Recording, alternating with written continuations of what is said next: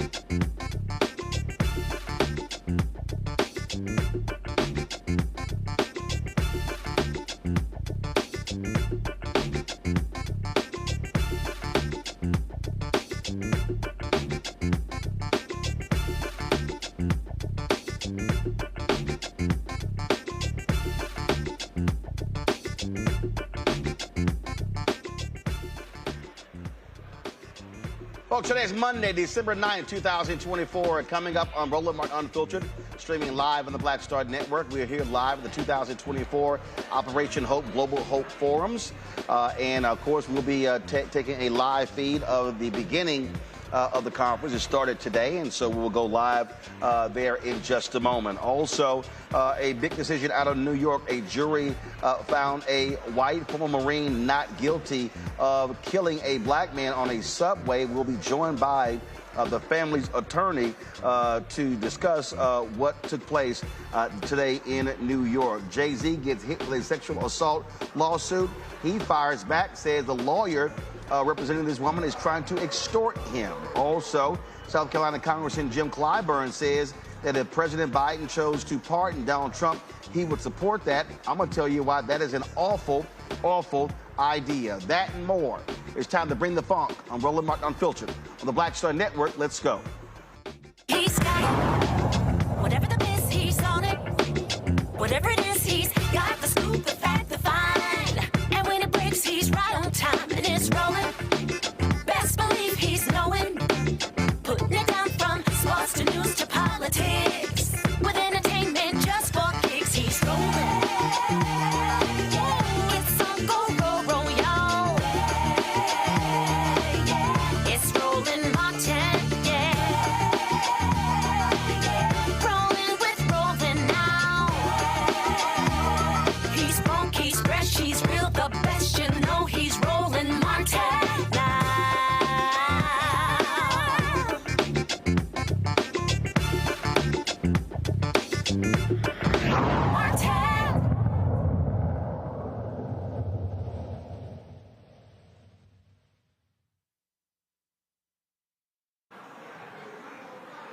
Today in New York, a jury acquitted former Marine Daniel Penny of criminally negligent homicide in the death of Jordan Neely. That took place on a New York City subway last year. Penny also faced a more serious second-degree manslaughter charge, but Judge Maxwell Wiley dismissed that charge on Friday at the request of prosecutors after jurors twice told the court they could not come to a verdict on the count.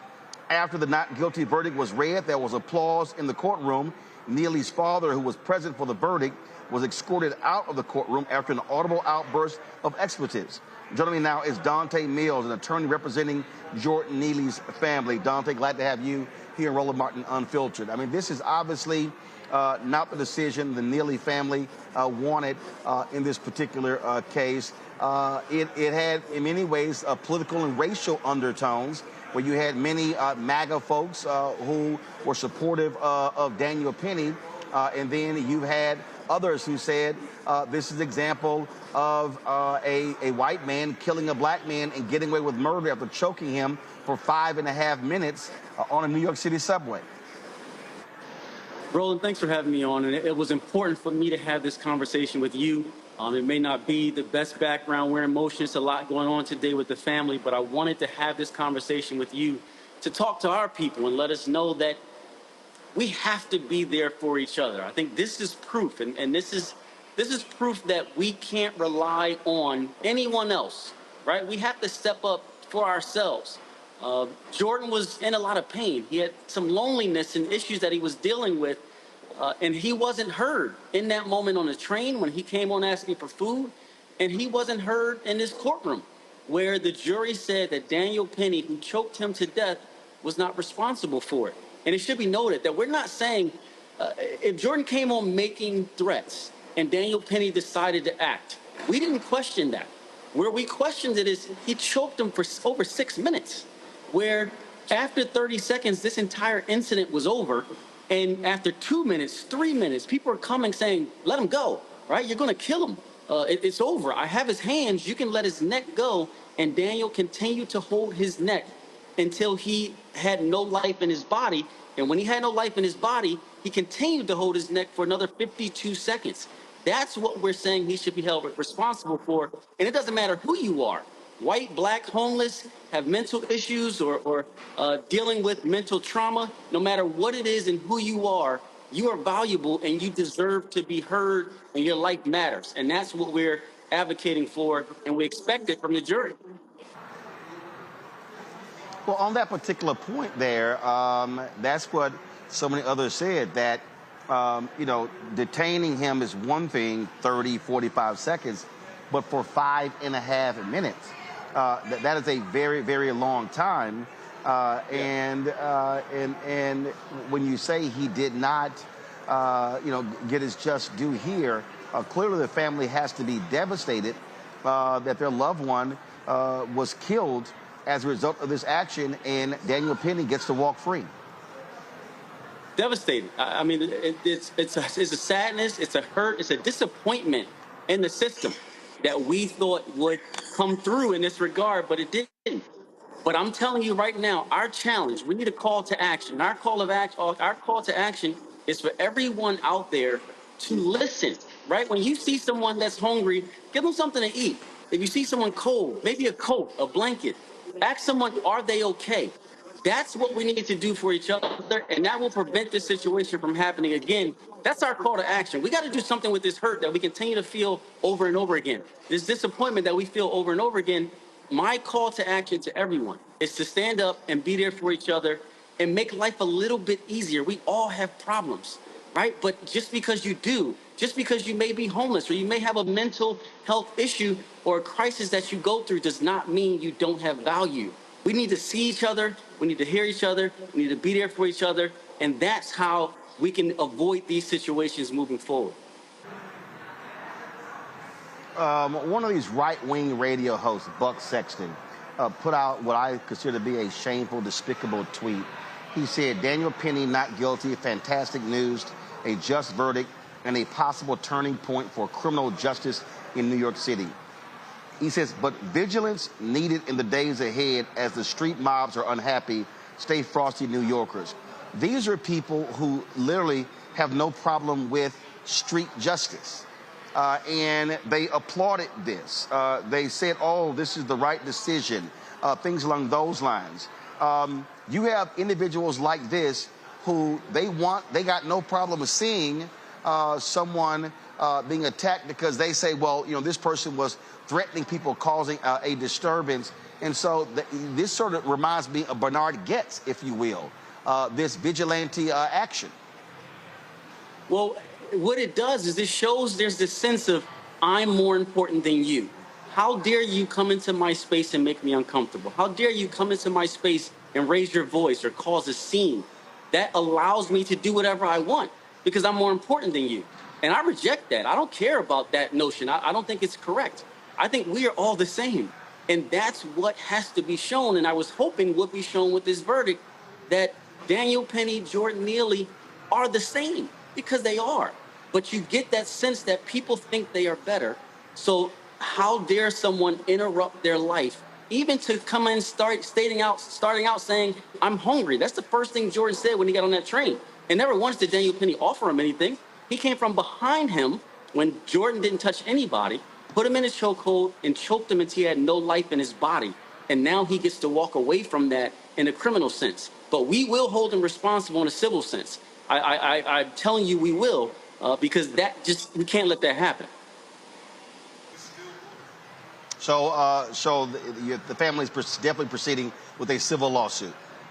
Absolutely. We filed that civil lawsuit last week, not immediately. We wanted the evidence to come out. We wanted to hear what their defense was going to be. Maybe there was a reason Daniel thought he had to choke him until he died. Once we saw all of that evidence and heard the people come into court saying, we told you to let him go. We said, let him go. You're going to kill him. And he continued to choke him anyway. That's when we filed that lawsuit, after all of that evidence came out. And we are absolutely certain. We saw a jury struggle with manslaughter, which means that Daniel Penny knew that he would kill Jordan if he continued that chokehold. We saw the jury struggle with that. They didn't know what to do. They were hung on that. That made it clear to us that in a civil case, where it's a lower burden, we can get that victory. And we want that family to feel that they are listened to, that they are heard, and that there's justice at the end of this, because that's what they deserve. All right, Dante Mills, we surely appreciate you joining us here on Roland Martin Unfiltered. Thanks a lot. Thank you. Folks, the mother of Eric Garner and Jordan Neely's father spoke outside of the courthouse after the verdict. This is what they had to say. I miss my son. My son didn't have to go through this. I didn't have to go through this either. It hurts. Really, really hurts. What are we going to do, people? What's going to happen to us now? I had enough of this. The system is rigged. Here we stand once again in front of this unjust system. I stood here 10 years ago because they did not give justice to my son with the chokehold. I fought hard to get the anti-chokehold bill passed, which did pass. But it shouldn't only be for police officers, it should be for civilians also. No one deserves to be choked to death. And you know, we're in that courtroom and people are cheering for the verdict. They made the loudest noise, the judge did nothing. But when his father spoke out, they put him out the courtroom. Is that justice? Or what? We can't allow this to keep going on. We have to fight this system. That's what I had to do. I had to fight to get the little justice that I got. I got one police officer fired. There's more that need to be fired. But I tell this family, do not give up. Because that's what they want you to do. They want to discourage you. Just like they tried to discourage me. But 10 years later, I'm still fighting. The Manhattan DA's office released this statement. They said, as with every case, we followed the facts and the evidence from beginning to end. A grand jury voted to indict, and the office carefully presented this case to a trial jury. Over the course of the trial, we introduced medical records, videos, body cam footage, and testimony from over 30 witnesses, including from the city's Office of the Chief Medical Examiner. The jury carefully deliberated for 4 days. They requested readbacks of testimony and asked for video footage to rewatch, as well as written definitions of the law. Their lengthy deliberation and the totality of the facts and the evidence underscored why this case was put in front of a jury of Mr. Penny's peers. The jury has now spoken. At the Manhattan DA's office, we deeply respect the jury process, and we respect their verdict. Unfortunately, over the duration of this trial, talented career prosecutors and their family members were besieged with hate and threats on social media, by phone, and over email. Simply put, this is unacceptable, and everyone, no matter your opinion on this case, should condemn it. These are prosecutors who have dedicated decades of their lives to public service and to the safety of Manhattan. I'm grateful to them, as well as to the NYPD, for their hard work and commitment on not only this matter, but for all they do on behalf of New Yorkers. I also want to thank Judge Wiley for presiding over this case. Finally, I want to thank members of the jury who took time out of their lives to diligently evaluate the evidence. Jordan's father, Andre Zachary, filed a civil lawsuit, as we said, against Penny for negligent contact, assault battery that led to Neely's death. And so we will be following this up to see exactly what happens next. Folks, got to go to a break. We'll be right back, right here on Roland Martin Unfiltered on the Black Star Network. Hi, I'm Isaac Hayes III, founder and CEO of Fanbase. Fanbase is a free-to-download, free-to-use, next-generation social media platform that allows anyone to have followers and subscribers on the same page. Fanbase was built through investment dollars from equity crowdfunding from the Jobs Act. People just like you helped build Fanbase, and we're looking for more people to help build Fanbase. We are currently raising $17 million in a Regulation A crowdfund on StartEngine. We've already crossed $2.1 million, but we're looking to raise more capital from people just like you that deserve the opportunity to invest in early-stage startups without having to be accredited investors. So right now, I'd like you to go to startengine.com/fanbase and invest. The minimum to invest is $399. That gets you 60 shares of stock in Fanbase right now, today. And then use Fanbase to connect with friends, grow your audience, and be you without limits.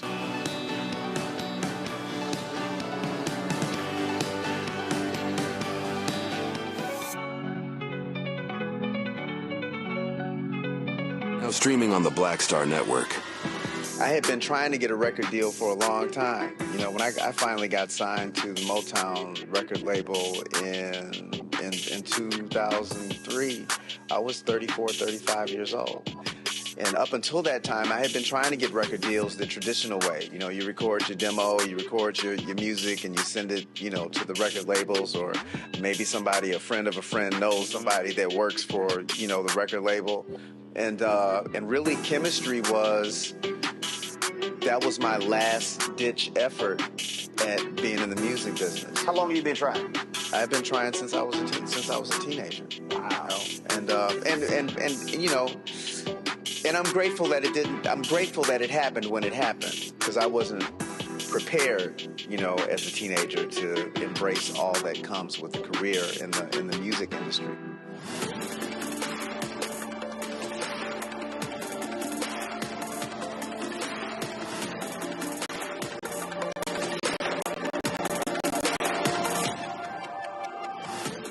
Now that Roland Martin is willing to give me the blueprint, hey, Cyrus, I need to go to Tyler Perry and get another blueprint because I need some green money. The only way I can do what I'm doing, I need to make some money. So you'll see me working with Roland. Matter of fact, it's the Roland Martin and Cheryl Underwood show. Well, should it be the Cheryl Underwood show and the Roland Martin show? Well, whatever show it's going to be good.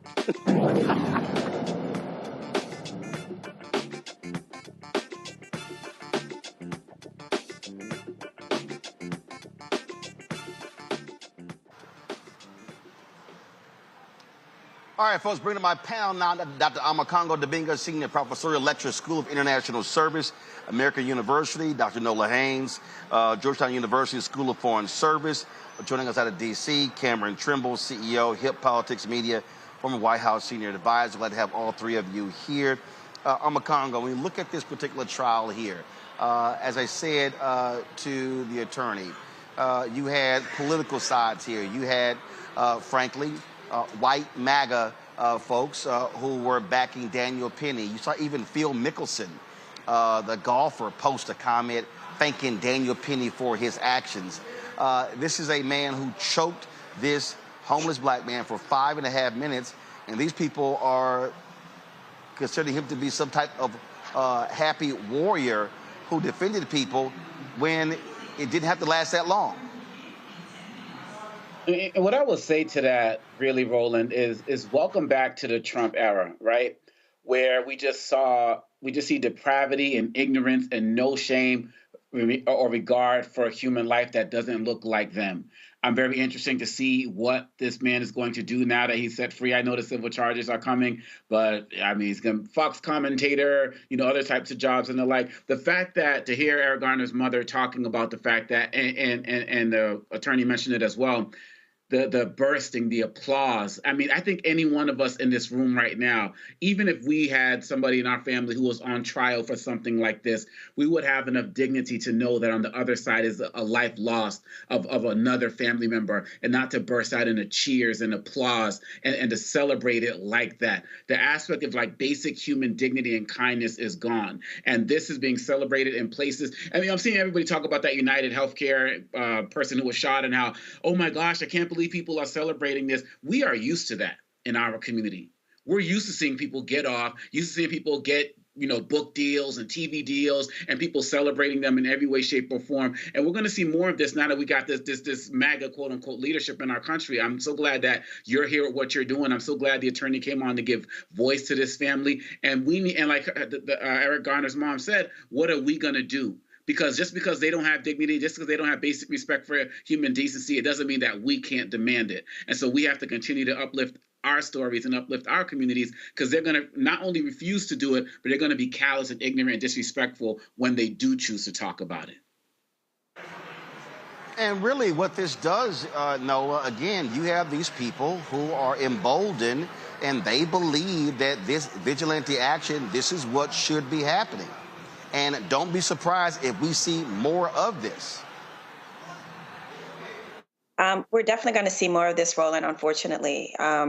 Earlier today, I watched his father's words, and he just said how hurt he was over and over. And you just heard it. You just heard it in his voice and his spirit. And here we are again. And here we are again in more of a hostile situation than we were in 2016. It's very clear to me that these people want civil war. It is very clear to me at this point. I was hesitant to go there before. I said that I needed more evidence. But I think we're at that point where Black people, we just want to live our lives. We genuinely just want to live our lives. But we keep over and over and over, the scab just keeps getting picked away, and trying to nudge us into a position that none of us want to be in. But these people want to fight. They want war. Cameron, again, when you have the likes of Donald Trump and MAGA, they approve of this. Listen, whether it's a Black homeless man, whether it's migrants, their attitude is, guess what? You can attack them with impunity, and they should not be prosecuted as a result. Roland, this has been one of the saddest cases, and just another, what I hope is not to come in a Trump presidency, that things like this can kind of go on under the radar. I'm glad we're putting a huge light on this, but the online vitriol around this and the polarization around this incident is actually kind of sickening. We've been tracking this case online for a while, and I think the real hope here is that justice is ultimately served. But it was just kind of heart-wrenching to be able to see the parents' reactions and to be able to see Eric Garner's mother there as well. Well, again, I just firmly believe that we're going to see more of this, and it's going to be happening over and over and over again. So, Black people, prepare for a difficult 4 years. I'm telling you right now, prepare for a difficult 4 years. I cannot overestimate this. And I know I'm a Congress, there's people who are saying, well, listen, I'm not a crazy, deranged, homeless man attacking people, but I'm telling you right now, Donald Trump, who is a massive liar, has no problem at all approving of these things. And I'm telling you, these people, his supporters, they have no problem with these type of attacks. We had better be on guard over the next 4 years, and you can forget any type of assistance from a Trump-Vance Department of Justice. Look, I ran into Darryl Jones today at Kunta Kinte Alex Haley Memorial celebration, and this is a brother with the Transformative Justice Coalition. He told me tomorrow he's going to Georgia to support the family of Ahmaud Arbery because they're bringing that original attorney up who let those killers and those murderers skate, and her trial is getting ready to start. So when you talk about it's just, oh, that guy was just a homeless guy, this could happen to anybody. Ahmaud Arbery just running through the neighborhood. And so we can go down case after case after case, and of course, with Eric Garner, whose mom was there. And we have to be mindful of them being emboldened. Look, you got a man who over the weekend, Trump reminded people he's going to pardon insurrectionists. We also have to be mindful, Roland, that with this mass deportation sweep that they're going, the Texas governors, they're going to be deputizing regular people to go out and get folks. And again, like I said 2 weeks ago on your show, if they try to round up some Haitians, all of us are Haitian as far as they're concerned. So when you talk about getting ready, we got to get ready physically, spiritually, mentally, legally, financially for what's coming, because they are not playing. And as Nola said, some people just weren't sure, so on and so forth. What Dr. Maya Angelou said, people show you who we are, believe them. If we don't believe it now, we have to believe it now and get prepared before it's going to be too late. Nobody's coming for us but us. We got to handle ourselves. Absolutely. And again, Nola, I can't overstate this. And when I say you can forget a Department of Justice, it's not going to happen. And you have law enforcement. They are going to be very much, pro-MAGA, pro-Trump. And look, if you think they're going to be sitting caring about us, that ain't going to happen. Absolutely. And they learned the first time around. So those good civil servants who were protecting behind the lines, they've learned this time. Just today, I was having a conversation with a lot of people about the list, the running list that that Department of Defense, the Department of Secretary of Defense has. Kash Patel, the future director of the FBI, has, and all of these lists have people who were just simply working in DEI, trying to increase diversity, trying to equalize the system to have more seats at the table. And they are going to target these people. They are going to drain them of resources through the court system just for equality. So you're right, Roland. I mean, like I said, they've learned this time. So they are going to tweeze out any weeds that they see are impediments. And unfortunately, some of those weeds look like everybody here tonight, right? We are a threat to a lot of these folks. And the problem is when Black folks right now, that is not an easy thing for us to contend with. We just want to live our lives. I'm going to keep saying that over and over. We don't have any hostility or any angst against anyone, but people keep coming for us. So we have to ask ourselves, what are we willing to do? Absolutely. And Cameron, when we say ain't nobody coming for us but us to rescue us, that's going to be the case. And again, this nation has decided that this type of thug vigilantism, they're fine with it. They're good with it. And again, we saw what happened with Bernard Goetz with the shooting in the 1980s. This is very reminiscent. And I'm telling you, folks should brace themselves for more stories like this. Yes. And I really, the thing that gives me pause in Americans and folks should really be concerned with is what Trump may look to undo and unwind through executive order. In 2022, President Biden signed what was then a historic executive order to limit, at least at the federal level, no choking, ban on the no-knock warrants, even banning the transfer of military equipment to local police departments. As we've seen over the last 20 or 30 years, our police departments become more and more militarized. And it makes me fearful that if that's something Trump undoes, as he said, he wants to give police full immunity and things of that nature, if even at the federal level we can't show an example of chokeholds being illegal and kind of overstepping the boundary, the no not warrant, some of these different things, as you mentioned, we won't be able to seek real justice in what these next 4 years, or hopefully only 4 years of Department of Justice looks like, because how can we expect our citizens to do something that even at a federal level or police are deeming or potentially could deem okay? Because those chokeholds can still happen at a local and a state and a local level. But I'm fearful that they may even undo that even at the federal level. Folks, hold tight 1 second. We come back. We're going to go live. Right now, let's take a live look at the room here at the Global Hope Forums. This evening program is about to get underway. And so we are carrying that on a separate live stream on the Black Star Network. We're also going to be, of course, dipping in to carry some of that on the show. And so that's one of the things that we are looking at. And so we come back.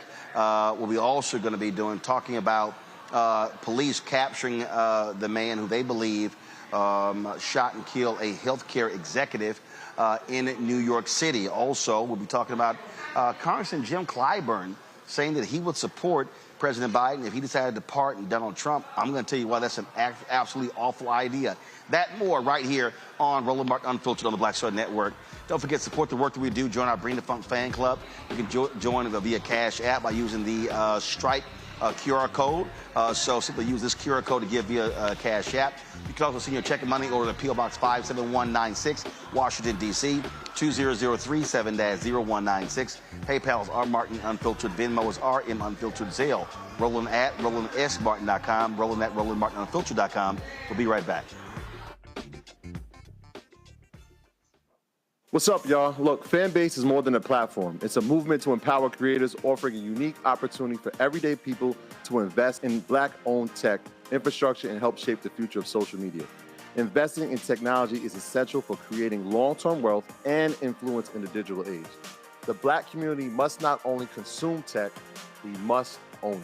Discover how equity crowdfunding can serve as a powerful tool for funding Black businesses, allowing entrepreneurs to raise capital directly through their community through the Jobs Act.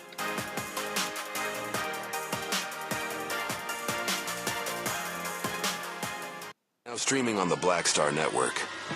I had been trying to get a record deal for a long time. You know, when I finally got signed to the Motown record label in 2003, I was 34, 35 years old. And up until that time, I had been trying to get record deals the traditional way. You know, you record your demo, you record your music, and you send it, you know, to the record labels, or maybe somebody, a friend of a friend, knows somebody that works for, you know, the record label. And really, chemistry was my last-ditch effort at being in the music business. How long have you been trying? I've been trying since I was a teenager. Wow. You know? And you know. And I'm grateful that it didn't. I'm grateful that it happened when it happened, because I wasn't prepared, you know, as a teenager to embrace all that comes with a career in the music industry.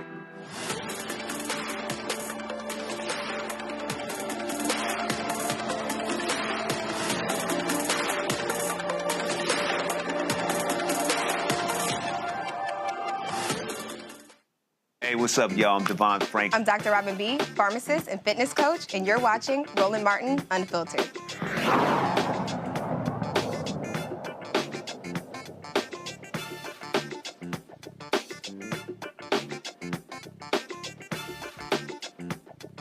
Is here. Let me hear you.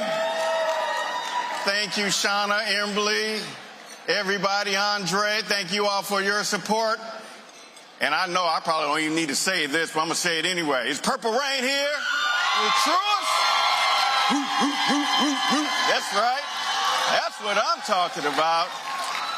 Truist is in the house. Absolutely. And I know we have First Horizon in the house. Keith and Beth. That's right. Yeah, we have Keith and Beth Ardon and Beth Trotter and the team been with us from day one, 30 locations around the U.S. Very happy to have them here. And I know the stagecoach is here as Wells Fargo in the house. That's right. I see the stagecoach over there. See you, Greg. See you, team. See you, Michael. That's right. See you, Darlene. That's right. Give them all a great round of applause because, again, without their support, and not only their support for these events, but supporting the programs of what we're doing.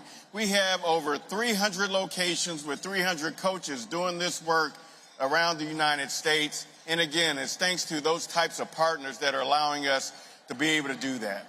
So now, we got a packed show for you today as the kickoff. And so we're going to get this show on the road. And as you know, the theme of this year is the future. And nothing symbolizes that more than technology and artificial intelligence. So to open our conversation on the future in AI, we have some of the great leaders in the world that are going to be with you and with us next. And so I'm so excited to introduce them. And so first, I want to bring up Angel Cabrera, who's the president of the Georgia Institute of Technology. Come on out, Angel. Give Angel a round of applause. He's here. He's here, trust me. He's here. Let's give him a round of applause. We have Sarah Fryer, who's the Chief Financial Officer for OpenAI. Give her a round of applause. We have Cheryl Guin, Executive Vice President for Globe Brand Strategy and Innovation. Give her a round of applause. And we also have the Honorable Robert Silvers, who's the Undersecretary of the United States Department of Homeland Security and the chair of the U.S. Cyber Safety Review Board. Give him a round of applause. Gave a great presentation at our board meeting today. And last but not least, we have our moderators, Devin Banerjee, who's the Senior Managing Editor and Head of Growth, or Head of News Growth at LinkedIn. Give this panel and this group a round of applause. Over to you, Devin. Thank you so much, Lance. Congratulations to you and Kevin and John and the whole Operation Hope team on 10 years of this wonderful forum. It's so good to be back. What a beautiful new venue. And I hope all of you have enjoyed today's session so far, and there's a lot more to come. And as Lance said, the theme of this year's Global Forum is the future. And there's no better topic to harness that theme than the discussion we're about to have for the next 30 to 40 minutes. Let me introduce our panelists once more in a little bit more detail so you get a sense of the depth and breadth of experience and expertise we have with us today.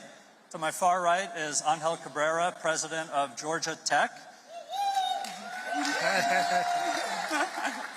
lot of supporters. President Cabrera has the home court advantage here, and he became president of this legendary institution 3 months before the global pandemic kicked off, and guided that institution through the pandemic to emerge stronger than.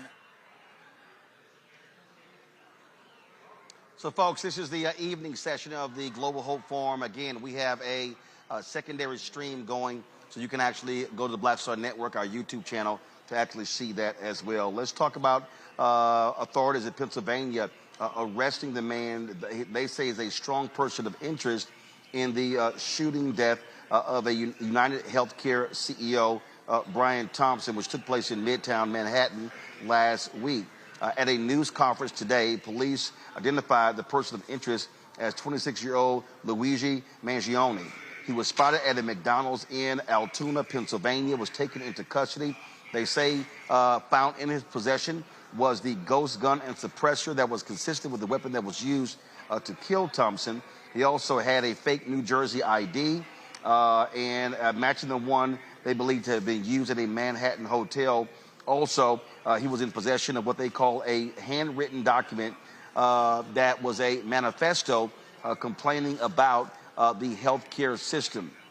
This, of course, has generated extreme interest, NOLA, over the last week because a lot of people have been commenting about healthcare, commenting about costs being denied. I saw one social video where they said all of a sudden a number of people in the last 2 or 3 days started having their health care expenses approved. This has sent shockwaves throughout the healthcare industry. And of course, you also had the one hospital that said they were not going to be paying for anesthesia past a certain number of hours, they had to come back and repeal that decision. This has really caused a lot of conversation about health care cost, being denied benefits, and a lot of these healthcare companies are being put on notice, and these executives are scared, calling security firms left and right as a result of this murder. Absolutely. We're going to start seeing more CEOs, more folks with their personal security. It's going to start looking like countries that do not resemble the United States, but that here we are. But this goes back also to the first story of the evening, the Penny case. Vigilantism, like this is a thing.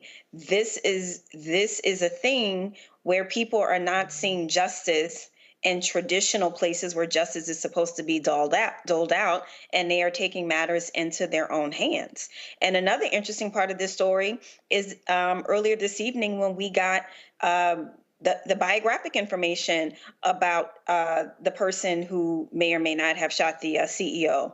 So this story is unfolding. It's interesting, but I think this through thread of people resorting to violence as a means of justice, this is something that we really have to keep an eye on. And it's not just healthcare CEOs out there that are going to be getting private security. It's going to be all of them out there, especially as this new Trump cabinet that's built on, on top of one billionaire after the other, and people start realizing what they bought they want to return, they're not going to like that. That's not going to sit well with a lot of Americans. So right now, the way justice is looking in this country, people taking justice into their own hands, that is definitely something domestically that I know that, agencies like the FBI are paying attention to. But what's going to happen to the FBI under different leadership, we don't know. Cameron, this is, first of all, I don't understand at all people on social media gloating about the murder of this CEO. You can be angry with healthcare companies and decisions that they make and not gloat about a murder. So I don't quite understand that. But what it has done is forced a lot of people to confront the reality of what's happening in this country. You hear these other folks tout how we have the best healthcare system in the world, when actually we don't. We have a system that is driven by insurance companies, and it is a for-profit system. That's a whole separate thing than someone plotting and planning to kill an executive. And so this should cause a significant concern to people in this country, in different professions, to have people who are targeting individuals who they simply disagree with, whether it's company policy or things along those lines. And so that cannot be overlooked and overshadowed. Roland, no, it can't. We at no point should we be applauding the loss of life. Me personally, I'm even against the death penalty. I'd rather have people just be in jail if that punishment is there. But as you've seen, and I think you pointed out a little bit in the opening, there has really been a new surge of almost TikTok and Instagram social media trends around people sharing their horror stories with the healthcare system, United Healthcare specifically, talking about the different things that they were claimed and denied, and it's tapping into that anger. But what we can't, this man, if it is Luigi or whoever it is, does need to be brought to justice, and it needs to be very public justice through our flawed justice system. But people need to see that there is a consequence here, because there's a lot of big industries that people don't like. Everything from whether it be car sales, energy companies, or and the likes, healthcare and so forth. It cannot be open season on executives, because where does that is a slippery slope that we do not want to go down. There are other forms of recourse to fight against if you feel you've been unjustly done. And this is not as me kind of caping for the healthcare system or our healthcare industry or some of these exorbitant prices people have to pay. But we do have to ride that fine line of where people are able to disagree, people are able to express their disagreement, But it cannot be open season on executives, because then this turns into a much scarier place. And then I get our people and folks who, how does that wrath come down from police and law enforcement if they now aggressively push back in this protection or so forth? So we've got to make sure that this murderer is brought to justice, and people have to see it, understand it, and see that it was a fair and clear trial, but that there were consequences for this action. Congo. Well, look, I'm not surprised at the online comments. You know why? Because remember, just 4 years ago, we had the George Floyd challenge, where people were recreating George Floyd's murder, and from everything from the urinating to calling out for the mom and posting it on their pages. And that was when I really started to see how depraved people were becoming online. And so I expect there to be more of this. And I'm sitting here reminding people this guy was, had a wife and 2 children. So yeah, we need to work on the common humanity, whether we're talking about our first case with Jordan, whether we're talking about this, whether we're talking about George Floyd. Another thing we have to be mindful of, Roland, is that from what they're showing right now, it seems like this gun was made from a 3D printer. That's what they're saying at the moment. And if that's the case, I mean, that's opening up a whole new door. So anybody could be targeted by anyone who has this type of capability. And so we're having conversations about gun violence here. We're having conversations about social media depravity, and we're having conversations about the healthcare industry. And the fact of the matter is that we have a president who's coming in and embracing violence, and also somebody who's talking about ending Obamacare, which he claimed that he saved. And as he said to Kristen Walker, he got concepts of a plan. My point is that there's going to be more problems coming for the healthcare industry, which is going to lead to more frustration, which might lead towards more retaliation. And this is something we got to get a fix on right now before it's too late. All right, folks, hold tight 1 second. We're going to go to a break, but first we're going to go back into the main evening session at the Global Hope Forum, where they're having a conversation about AI. And when we come back, we're going to talk about more news of the day right here on Roland Martin Unfiltered and the Black Star Network.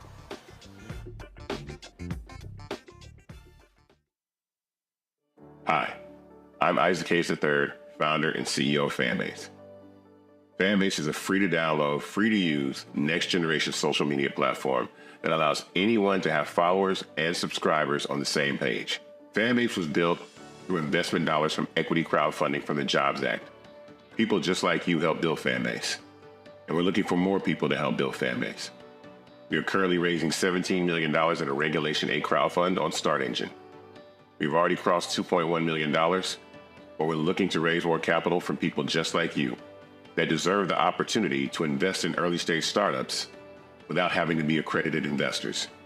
So right now, I'd like you to go to startengine.com/fanbase and invest.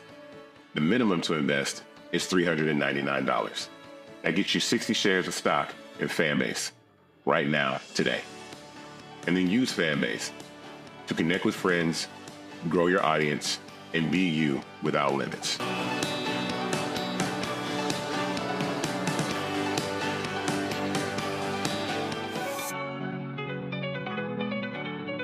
Now streaming on the Black Star Network. I had been trying to get a record deal for a long time. When I finally got signed to the Motown record label in 2003, I was 34, 35 years old. And up until that time, I had been trying to get record deals the traditional way. You record your demo, you record your music, and you send it, to the record labels, or maybe a friend of a friend knows somebody that works for, the record label. And really, chemistry that was my last-ditch effort at being in the music business. How long have you been trying? I've been trying since I was a teenager. Wow.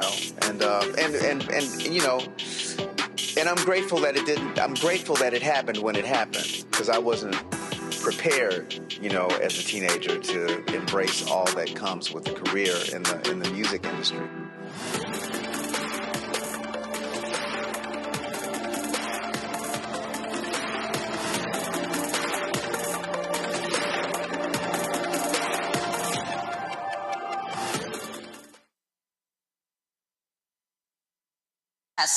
only 25% of small businesses actually have access to a mentor.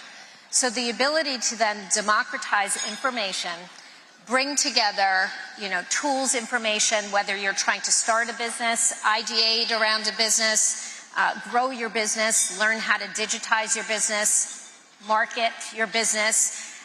It's all there. Cybersecurity information and how to make sure that you're building your online business safely, is in this tool. And so we've created an easy access at your fingertips. And I think the more we could get information into small businesses' hands, get those task-based out, get the quick information so that they can focus on the strategies and the bigger things that they need to do around their businesses, will see growth. And so this is just one way that I would suggest, and you could try this beta that's going on starting tomorrow. It's very exciting. Undersecretary Silver, as I mentioned, your remit and all the things you're focused on, they all seem extremely important. So, I don't know how you and the department prioritize those. Where does AI safety fit in, and how has that changed over the past 12, 18, 24 months? It fits in right at the top because, one, it's very important in its own right, and two, the other things we talked about, counterterrorism and the border, there's established architectures that we've developed over years or decades. AI safety and security is a newer field, and it's been really important for us to focus in, not just as a department of the government, but together with industry stakeholders and civil society groups that have an interest in this. But people always expect that I'm going to come out very doom and gloom about all the risks, and there are risks, and they're real, and they have to be addressed head on. But listen, this technology is going to cure cancer. It's going to level up people's economic opportunities. I mean, today, I'm going to give you an example of how we're using it as a customer. There is an epidemic of fentanyl in this country. It is killing tens and tens of thousands of Americans every year, white and black, rural and urban, rich and poor. And it is really easy to conceal. A few grains of it, like a salt shaker's worth, can kill a person. We have started using at the border AI tools. And here's a story that happened recently. A car rolled up at the Tijuana to San Diego border crossing to try to get from Mexico into the U.S. We had an AI tool up in action. It recognized the car. It recognized an anomaly in some of that car's prior activity that we had observed. And it told in 1.4 seconds, it returned an indicator to our border agent, send that for further look. He sent it to secondary inspection, 50 kilos, okay? So this is that is one micro example. And we are using it, it is going to make the American people safer in that way and 100 others, just in the next couple of years. So it is a huge priority for us. And we've established to make sure that it's deployed safely and securely, because you don't want to have accidents, particularly as AI technology is used in operations for the power grid or air traffic control. You want to make sure that that's done in a safe and secure way. What we've done is we've convened leading stakeholders together with our department to find the right approaches to do that. And in addition to the government representatives, some of our members of that advisory board included Sam Altman, the CEO of OpenAI, people like Satya Nadella and Sundar Pichai. But then critically, we also had civil rights leaders, we had mayors and governors, and we had the corporate end users of AI technology, so that everybody was around the same table saying, what do we all need to do? Because we all have roles and responsibilities here to make sure that we can harness all these incredible benefits and reduce risk. And I think we're doing the right steps when it comes to that. It seems like this... All right, folks, we are here again we're in Atlanta at the 10th Annual Hope Global Forums. And so we have a separate live stream of that conversation, this opening session discussing, of course, AI. And so let's continue our show here, folks. There was a lawsuit that was filed against P. Diddy. Now Jay-Z has been added to that by Houston attorney Tony Busby, alleging a sexual assault with a 13-year-old in the year 2000. Now Jay-Z of course, is firing back at that attorney, saying that he is trying to be extorted.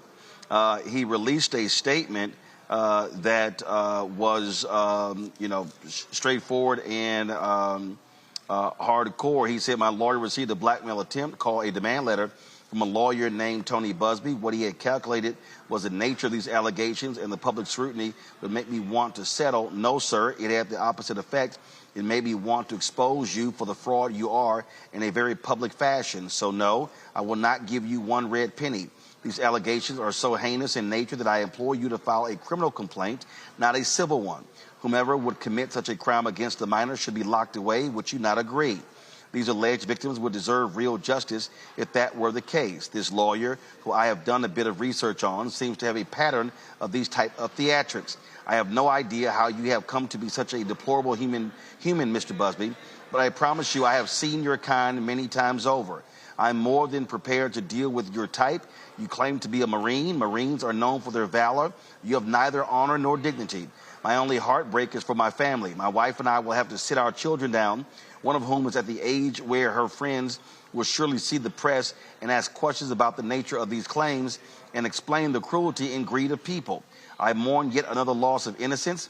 Children should not have to endure such at their young age. It is unfair to have to try to understand inexplicable degrees of malice meant to destroy families and human spirit.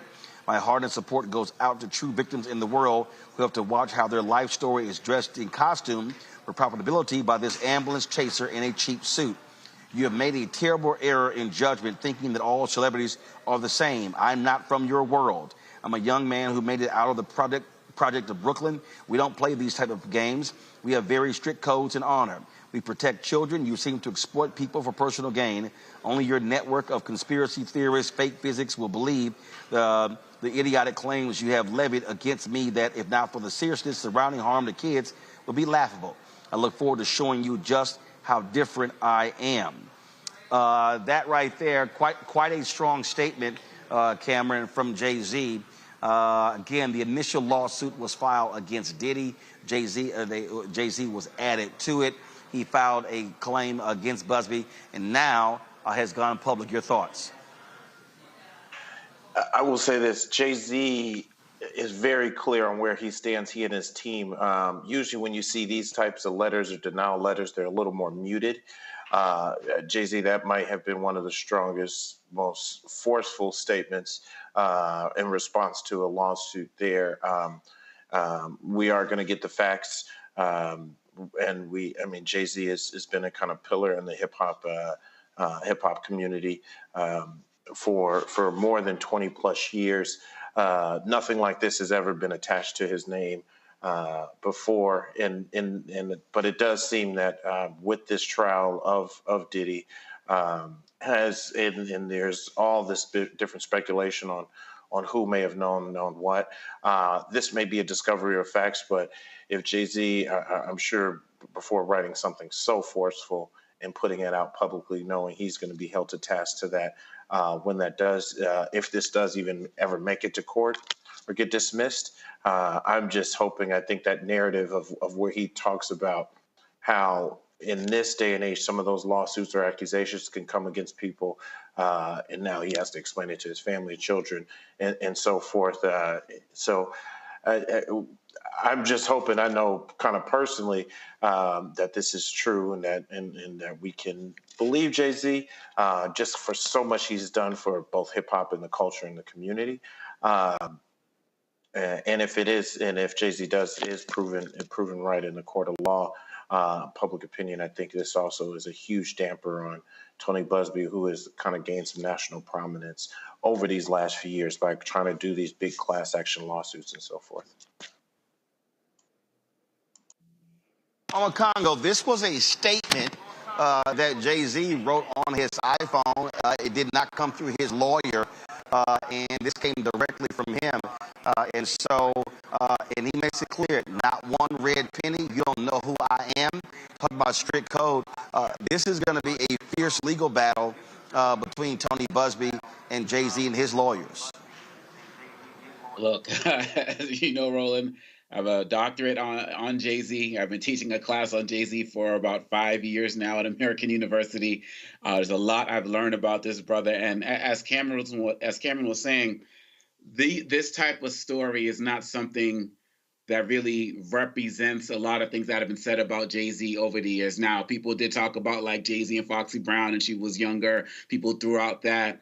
And he is somebody, through the foundation, through a lot of the community works, has definitely been seen as somebody who was a protector of children, somebody who values children. So this investigation needs to go out fully. One of the challenges I see out there is that people are already going to playing the guilty by association game, because Jay-Z is somebody who's been involved in projects with R. Kelly and Diddy, as well as Harvey Weinstein, but so many other people in the industry have. So people are throwing out this like attracts like, and I think that's not fair. We need a full investigation, and all of us in here on this show tonight want to be protectors of Black kids and Black girls and just in general. And so nobody's here has given this man a pass. A full investigation needs to be done. But I will say, after studying him for so long, the fact that he would issue this statement personally himself, this means that this is something that he holds very dear, because oftentimes he has spoken through his lawyers, even as recently, remember with Piers Morgan and Jaguar Wright, just like last month or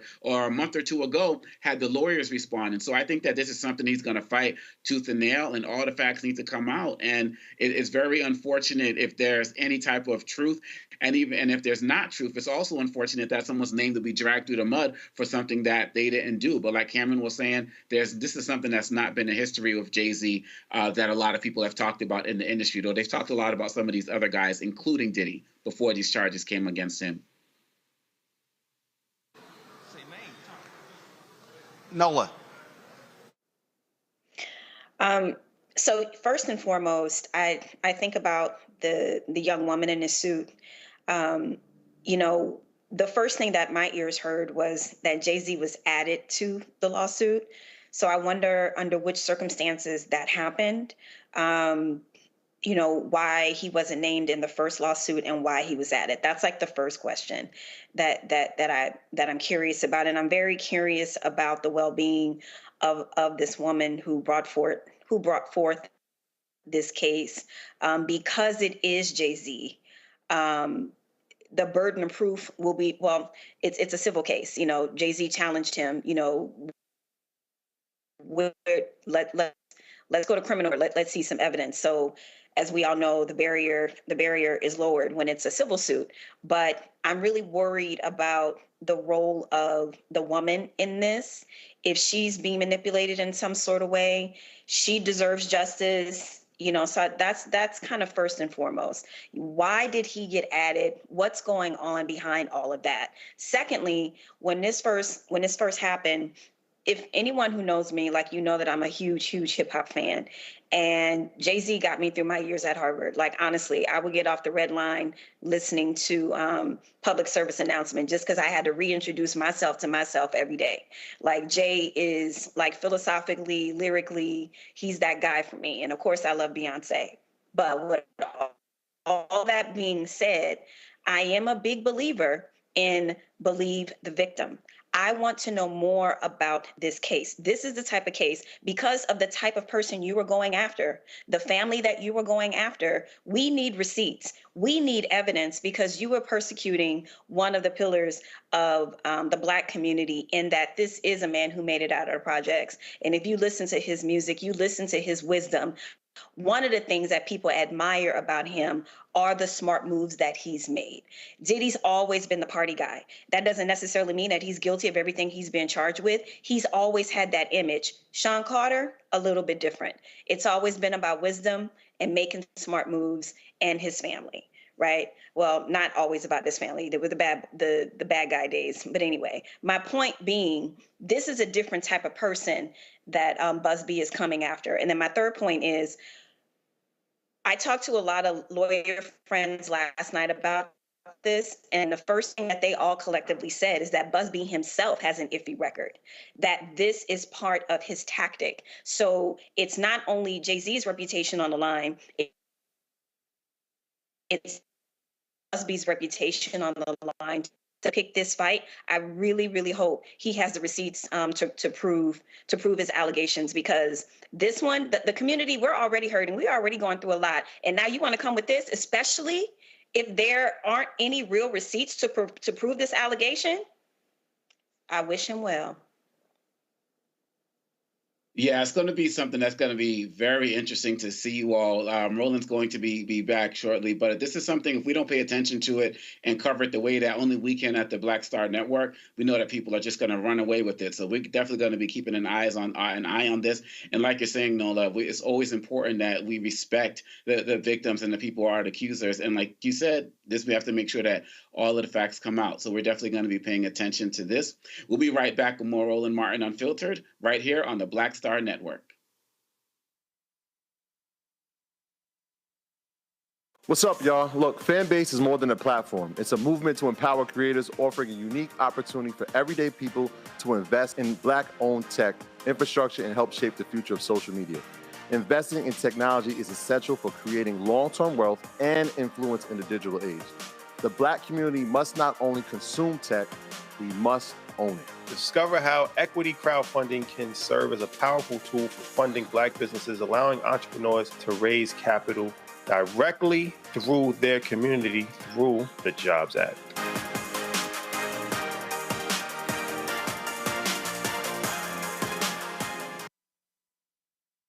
Now streaming on the Black Star Network.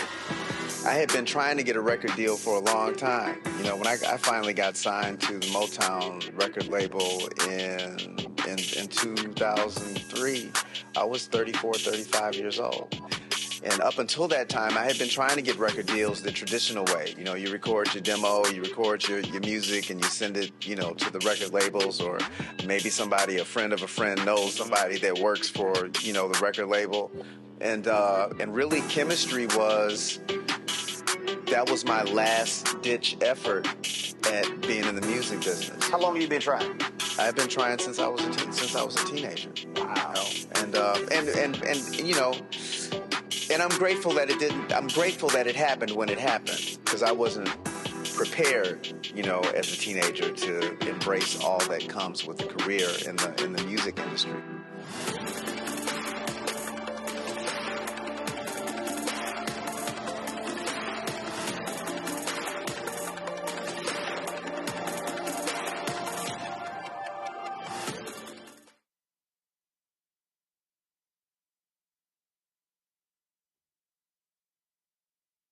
When you talk about blackness and what happens in Black culture, covering these things that matter to us, speaking to our issues and concerns. This is a genuine people-powered movement. There's a lot of stuff that we're not getting. You get it, and you spread the word. We wish to plead our own cause.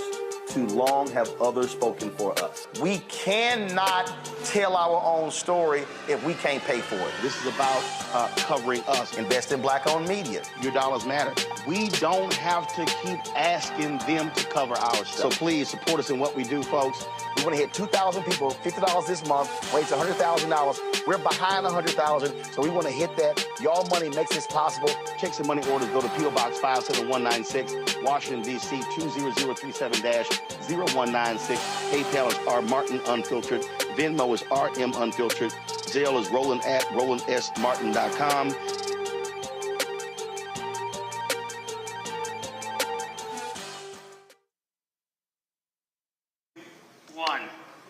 Open mic. All right, folks, sorry about that. We had a power failure here, and so we're going to go back into the main room here at the Operation Hope Global Forums, and I'll come back in a second. Permacrisis, frankly. You know, from one thing to the next, COVID, war, shifts in technologies happening. People have to have a learning agility and an ability to pick up new things, adjust, and have the bravery and the capacity to test and learn their way into new ways of thinking, new strategies, new innovation. So I think some of these softer skills, by the way, being a strong people leader and understanding people, ensuring you're getting people trained and having empathy these days is also important. So humanity combined with technology, these are the skills that we're going to need. Undersecretary, for those looking to work on these exciting issues from a policy standpoint or in that arena, how have the skills kind of morphed over time? Well, I actually just want to hook on to one thing that's been discussed and the impact on job displacement and such. First, just over the course of modern technology innovation, the advent of new technologies has tended to create job opportunities net, not disrupt them. The advent of the car certainly crushed the horse and buggy industry, and the advent of the PC certainly had a lot of impact on the typewriter industry. And you need to think about how to take care of the people that are impacted by that. But there's no question that everybody has benefited significantly at a net level. And I think something that's really interesting about AI that is actually different from a lot of tech innovation is the negative impacts of prior technology revolutions have tended to fall hardest on those with the least privilege and advantage. Automation in factories and things like that put people on the factory floor and line out of the job first. If you think about the categories that people most are concerned about of jobs from AI, I mean, it's really like a white-collar set of activities that first comes to mind. You know, copywriters, lawyers, accountants, things like that. And I'm actually convinced that this could be a technology revolution. Like, if John Hope Bryant has created anything, it is an organization that is meant to create economic opportunity for everyone.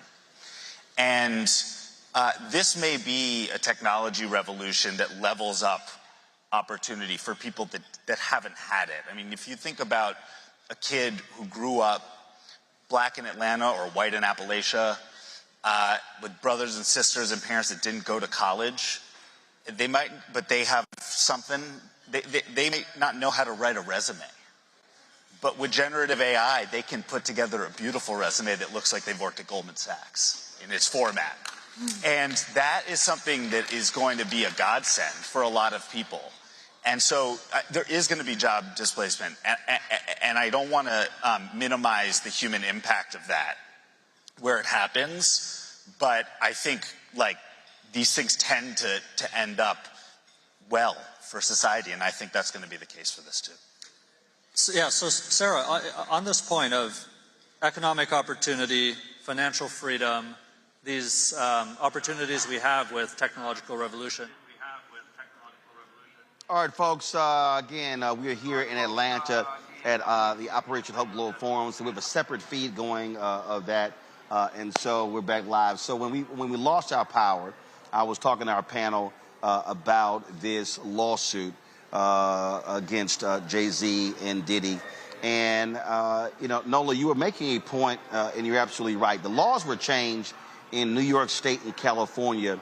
There was a window to allow people to be able to file these civil lawsuits when these actions have been alleged.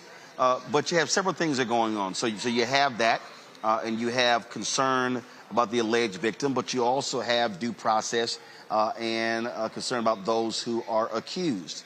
And what you see here, Tony Busby came out and he said that he was getting phone calls from people all around the country alleging acts against Diddy and others, and he began to file suit.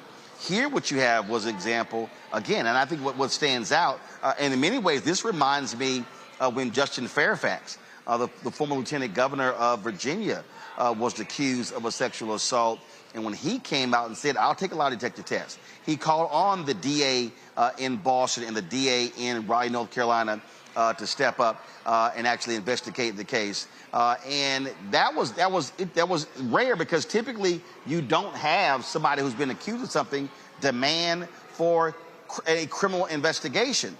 And so here what you have is when the Jay-Z issues this type of a statement, he's laying down a marker against his attorney. I mean, he's targeting this attorney directly, questioning his motives as a Marine and things along those lines.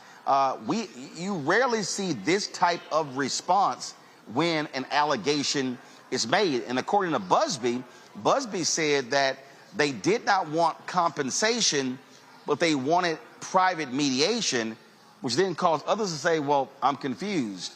Why, if you don't want money, why would you want a private mediation? And so, like I said, this is going to be a very, very fierce battle, because Busby is saying, I'm not backing down. And with that statement, Jay-Z clearly says, I'm not giving anything up to you at all. Mm-hmm. Exactly. It's this is going to be one of those cases where multiple precedents are going to be made, in my personal opinion, because clearly Jay-Z has drawn a line in the sand where he was like, you are coming for me. My children are going to be involved because other children are going to ask them about it. This is his reputation, something that he's built for a very long time. And it also says to me that, if you've been a fan of Jay-Z's and you listen to his music, this also sounds like something he's been ready for. Because day one, when the allegations came out about Diddy, people were already looking for Jay-Z to be involved in some sort of way. And something else that I also saw today is that the blogs are already posting about how the NFL should end its relationship with Jay-Z.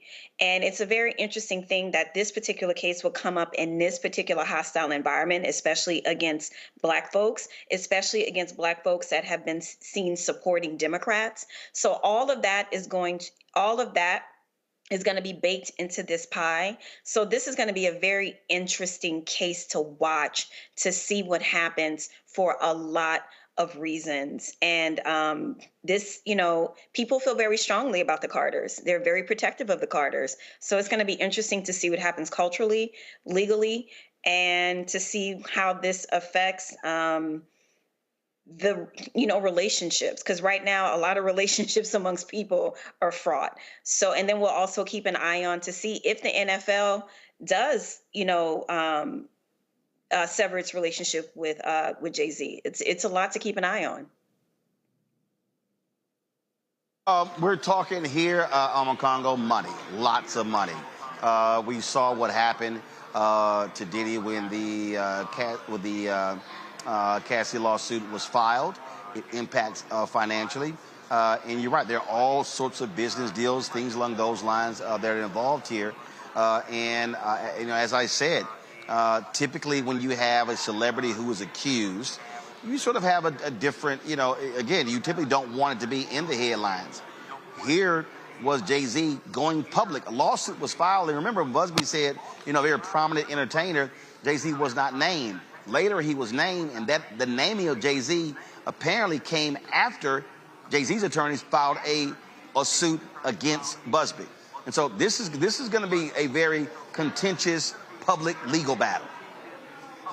Yeah, and it's really important that Jay-Z and his team stay in front of this, because I'm going to throw out another celebrity that we can talk about is Jonathan Majors. And look what happened with his career as well. And it's on the rebound, as some say, but he's already, lost a lot. And like Nola was saying, with this thing with the NFL, similar with like a Jonathan Majors, once certain deals are gone, especially for people in our community get to these spaces, they're not coming back. Just like Jonathan Majors not going to be playing Kang in Avengers. Like if Jay-Z loses like the partnership with the NFL or some of these other places, I can't see them coming back. Nor could I see Jay-Z even wanting to mess with them if he's completely cleared of everything. And so in our community, when endorsement deals like this or connections like this happen with accusations like this and they get lost, there can be real damaging consequences. I think that's another reason why Jay-Z is getting ahead of this, because you can't let a certain narrative continue to play its way in the media, on television, and so on and so forth without giving any type of fire in return. And there's also people out there, Nola, who are saying that the other person who was present was Beyonce, because they're saying that there was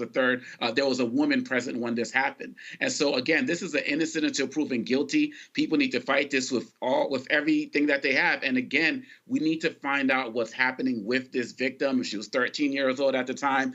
clearly she's talking about something that happened with somebody that involved rape. So we absolutely have to be making sure that this person is being protected as well, making sure that there's not manipulation going on there. I've heard a lot of negative things about Busby, but a lot of people talk about he has a great career representing people like Warren Buffett and all of this other type of stuff.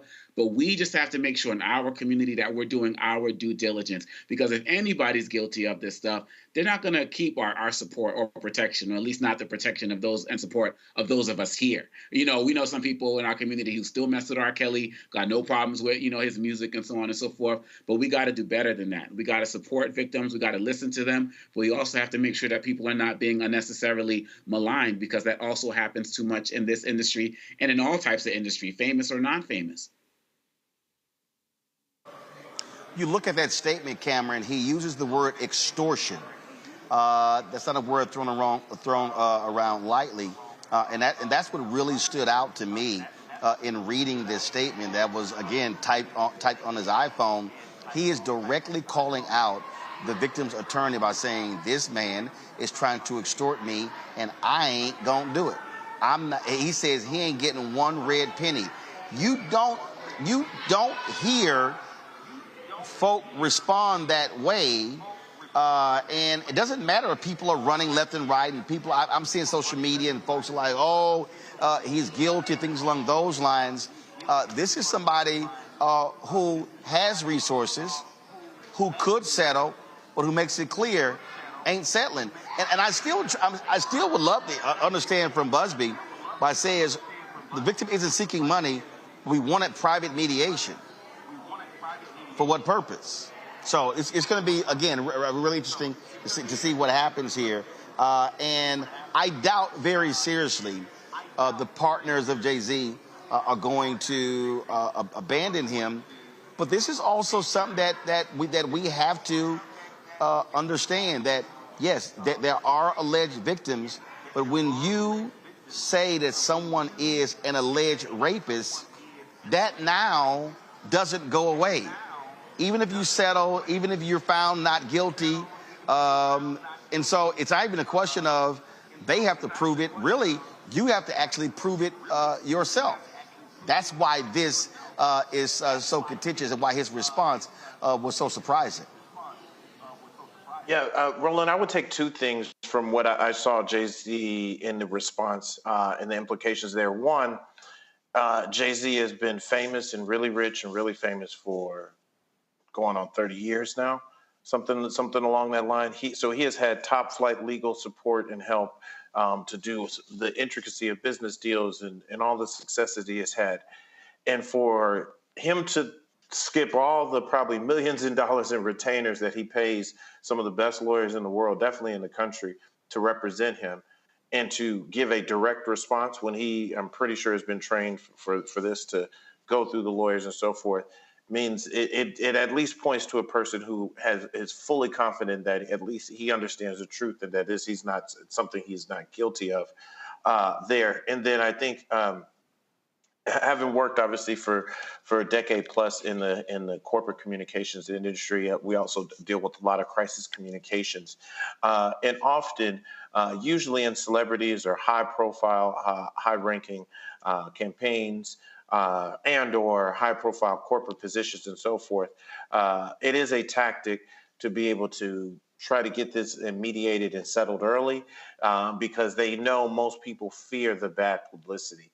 And so for Jay-Z to kind of look for no settlement, I don't know what private mediation looks like.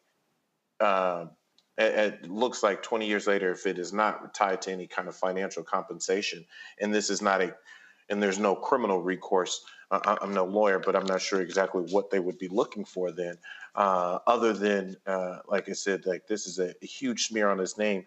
And then the other big thing that this does and that we must protect against, but it's kind of baked in the cake now, is this online matrix.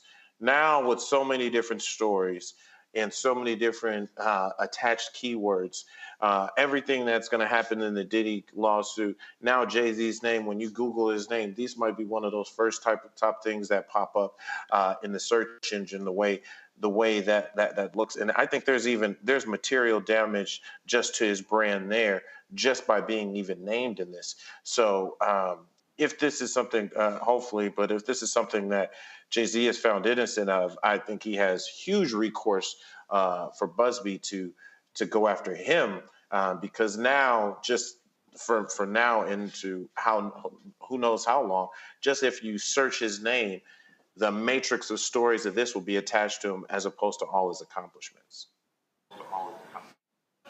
All right, folks, hold tight 1 second. When we come back, we'll talk about Congressman Jim Clyburn saying that President Biden, if he gave Donald Trump a pardon, he would support that. I don't even understand why this is a conversation. You're watching Roland Martin Unfiltered on the Black Star Network. Support the work that we do. Join our Bring the Funk fan club. If you want to give to us via Cash App, you can do so by using the Stripe QR code you see right here on the screen. And so you can go right there. You can see him checking money order to P.O. Box 57196, Washington, D.C., 2003-7-0196. PayPal, R. Martin Unfiltered. Venmo, RM Unfiltered. Zelle, Roland at RolandSMartin.com. Roland at RolandMartinUnfiltered.com. You can also, of course, get our merchandise, our latest shirt. Don't blame me. I voted for the black woman. You can actually go to BlackStarNetwork.com, RolandMartinUnfiltered.com, or go directly to RolandMartin.creator-spring.com. We'll be right back. Hi, I'm Isaac Hayes III, founder and CEO of Fanbase. Fanbase is a free-to-download, free-to-use, next-generation social media platform that allows anyone to have followers and subscribers on the same page. Fanbase was built through investment dollars from equity crowdfunding from the Jobs Act. People just like you helped build Fanbase, and we're looking for more people to help build Fanbase. We are currently raising $17 million in a Regulation A crowdfund on StartEngine. We've already crossed $2.1 million, but we're looking to raise more capital from people just like you that deserve the opportunity to invest in early-stage startups without having to be accredited investors. So right now, I'd like you to go to startengine.com/fanbase and invest. The minimum to invest is $399. That gets you 60 shares of stock in Fanbase right now, today. And then use Fanbase to connect with friends, grow your audience, and be you without limits.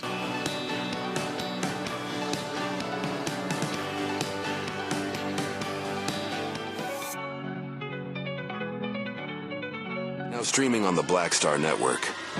I had been trying to get a record deal for a long time. You know, when I finally got signed to the Motown record label in 2003, I was 34, 35 years old.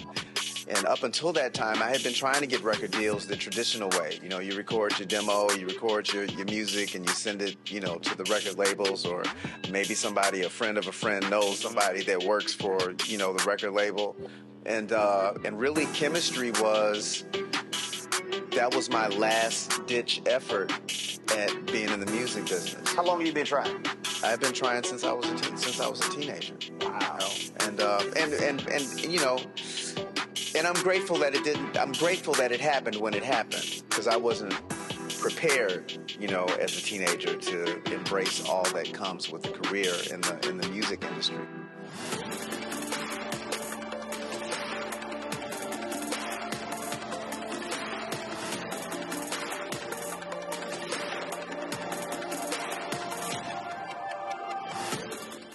Hey, this is Motown recording artist Kim. You are watching Roland Martin Unfiltered.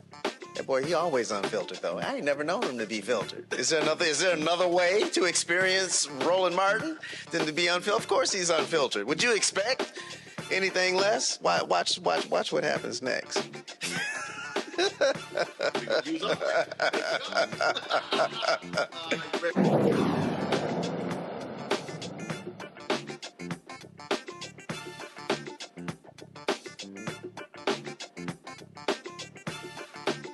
Hey folks, welcome back to Roland Martin Unfiltered, the Black Star Network. We're here at the 10th annual Operation Hope Global Forums. A lot of conversations taking place with regards to whether President Joe Biden should pardon Donald Trump. Well, on MSNBC, Congressman Jim Clyburn actually said this.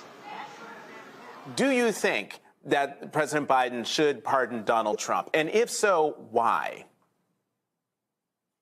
Yes, I do think so. And I think he should pardon all of those people that have been accused and have been targeted so that we can clean the slate. We can have an air of possibilities for the future. If we keep digging at things of the past, I'm not too sure the country will not lose its way.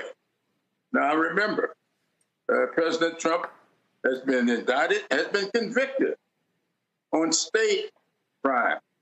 Also, please remember that the United States Supreme Court has given him immunity.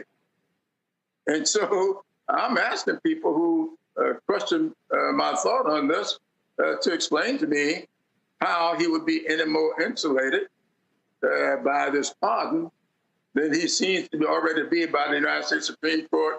Really, for Joe Biden will be demonstrating what he's always demonstrated to me, that he loves this country more than anything else other than maybe his family. He wants to see this country going forward. He doesn't want to see us keep digging into the past, but moving forward. So I think it would give a tremendous opportunity for him to demonstrate that kind of concern for the future of the country.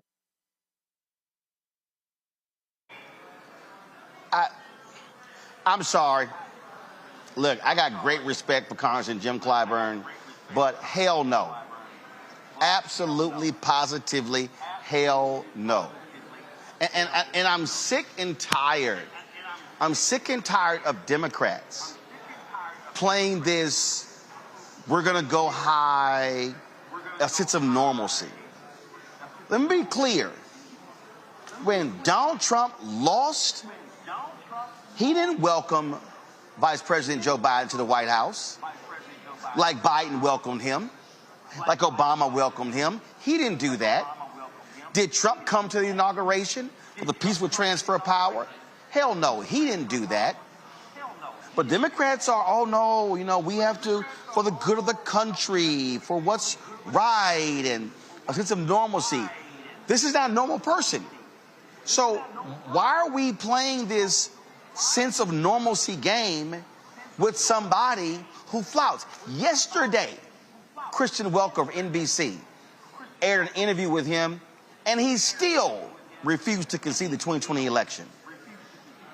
I am sick and tired of Democrats trying to treat this man like he's normal. He's not. And I'm going to tell you, Congo, if I'm Vice President Harris or Biden, the hell with him in the inauguration. I don't need to be there.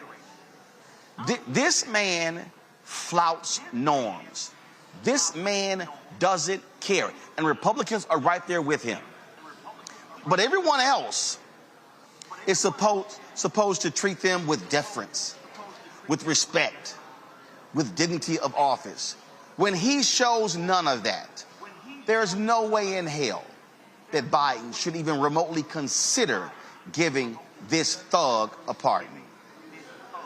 And just look at history in terms of the Nixon pardon and where that gets folks, right? Look, Democrats are already struggling with their base right now. People felt like Vice President Harris ran away from the base, ran to, the center, ran to the Liz Cheneys of the world, and didn't pay enough attention to their base. The base does not want to see Donald Trump get pardoned in any way, shape, or form. And so people are already frustrated with the Democratic Party for not fighting for our core values. This is really going to push them over, and they're going to lose a whole generation of Democrats and potential Democrats. We're talking about accountability, and this country has a terrible history of not holding people accountable for their racist actions, whether we're going back to the Civil War and what happened with the people, who are part of the Confederacy, whether we're talking about slave owners getting reparations, whether we're talking about this right now and look, people are really acting like, oh, because Biden pardoned his son, now Trump has a permission structure to pardon the January 6th insurrectionists. He was already going to do that. He's already had a term where he abused the pardon process. So this has really nothing to do with that. And people keep creating this false equivalency with Hunter Biden and Trump. Hunter Biden, who took responsibility for what he did. Trump will still want to acknowledge the election right now. So Biden, if you love this country, how about loving the rule of law? How about holding people accountable? Because people are treating him like that 17-year-old kid in college who's just making these dumb mistakes and just needs another chance because people just don't want him to ruin his life. The man tried to overthrow the country. He's an insurrectionist. Stole documents, all of that, and no one's supposed to have any consequences for that. I have so much respect for Representative Clyburn for him to suggest that. And people actually think also this is going to be like, Trump's going to be like, oh my gosh, kumbaya, then I better not do that. Right. Got another thing coming. Noah? Ooh, everything that Amakongo said, yes, yes, and yes. And I also have a profound, profound respect for Representative Clyburn. He's done so much for this country and so much for his constituency. But when I heard this last night, I had to double check because I thought I was losing my mind. I thought I misheard. And the thing about this, Representative Clyburn's statement that keeps rolling around in my mind is the last part when he says that he's already been convicted and he has immunity, but somehow he's insulated. I guess the argument that he's making is he already has the tools to do what he wants to do, so why not pardon him? Which is a very interesting line of argumentation. It's a very interesting line of logic to follow. If that is what he was getting at, my point is I was very confused. I was trying to follow his logic, trying to set the emotion aside and actually follow the logic, but it's a little bit confusing. And, as a professor on a college campus, I can tell you that young folks are already feeling disconnected, disaffected, already feel like that voting does not matter, that it's all a joke, and that there is absolutely no accountability. To Amakongo's point, and I have been talking about this all day on Blue Sky and Threads, literally a generation of Black Dems will disappear. Young folks will vote. If you think the voting turnout was low this time, wait until 4 years from now, because people will no longer believe anything that Democrats have to say, and they definitely will not believe in institutions. So, it's a lot at stake here. It's very confusing as to why he would make that argument. And in my personal opinion, he hasn't made it sufficiently, other than, let's just move on as a country. But no, Harry Dunn wrote yesterday that the incoming president wants to pardon the people who tried to kill me. He wrote a Substack about that just yesterday. No, people cannot move on, especially after we saw how South Korea handled their little insurrectionists in 2.5 seconds. No, people are not willing to move on. People are still waiting for accountability. People are still waiting to want to believe in a Democratic Party again, and people are wanting to still believe in institutions. But if we just go ahead and move on, if we just let the bully win yet again, good luck. Good luck in 2 years and in 4 years. I just do not think it is a strategy that that folks want to. It's not a strategy that will work. It will backfire. Right, and the thing here, Cameron, again, what it would say is you can be the first individual who occupied the Oval Office to attempt to overthrow the election, and we're going to go and give you a pardon. Now, damn that. I'm sorry. No, this man is evil. This man had contempt for the country. This man continues to advance lies. He should not be rewarded with a pardon. Point blank, period. I think there's two things I'm noticing here. One, we got to stand on business, as the kids would say. You got to stand on business. I think it was just mentioned before me that so many different people, when you look at exit polling, you look at focus groups and talk about one of the things that annoyed them about Democrats or the Democratic Party and various Democratic candidates is the fact that they couldn't tell what they stood for. even if Republicans are wrong on something, or a lot of people feel they're wrong, they're standing on their business. They're standing on something that they believe is right and wrong. This is not this isn't a time where there is clearly was something wrong. We all saw January 6th happen. Trump being convicted of so many different crimes. There's no need to pardon him, especially given the fact that apparently he, like I said, he has the tools to insulate himself anyways, in addition to what the effective immunity due to the Supreme Court's decision earlier this year. And again, the deepest respect to Congressman Clyburn. He has given such wise counsel to so many, including President Biden. This is one of those times where I hope the president does go into a different direction. And then the other thing I think we got to realize is that this thought and this idea of pardoning Trump, which I've even seen everybody from a Stephen A. Smith talk about on his show to others, and like, go ahead and pardon Trump. I think this is also rooted in the fact that this is going to cause even more togetherness, or maybe cause, if he doesn't do it, it will cause more polarization. When we've got to remember, in this day and age, people forget stuff. It happens this morning. They may forget it this evening, let alone in a year, 2, 4 years when we come to election. If you think Democrats or any Democratic candidate is going to be able to ride and run on this accomplishment, or on something that say, oh, look, our last president pardoned Trump in the spirit of bipartisanship or unity or something like that. People don't care. The electorate has changed. People have changed. And all that does is show, I think, feeds into a larger narrative that Democrats are a little spineless, or are willing to kowtow and are trying to do everything that way. Oh, absolutely. All right, folks, hold tight 1 second. John Hope Bryant, the founder of Operation Hope, is now speaking in the main ballroom. Let's go live there. Final Christmas party of the Trump administration. And after a couple hours, I finally got the guts to go up to the president and ask him, what does the J in Donald J. Trump stand for? You know what he told me? Genius.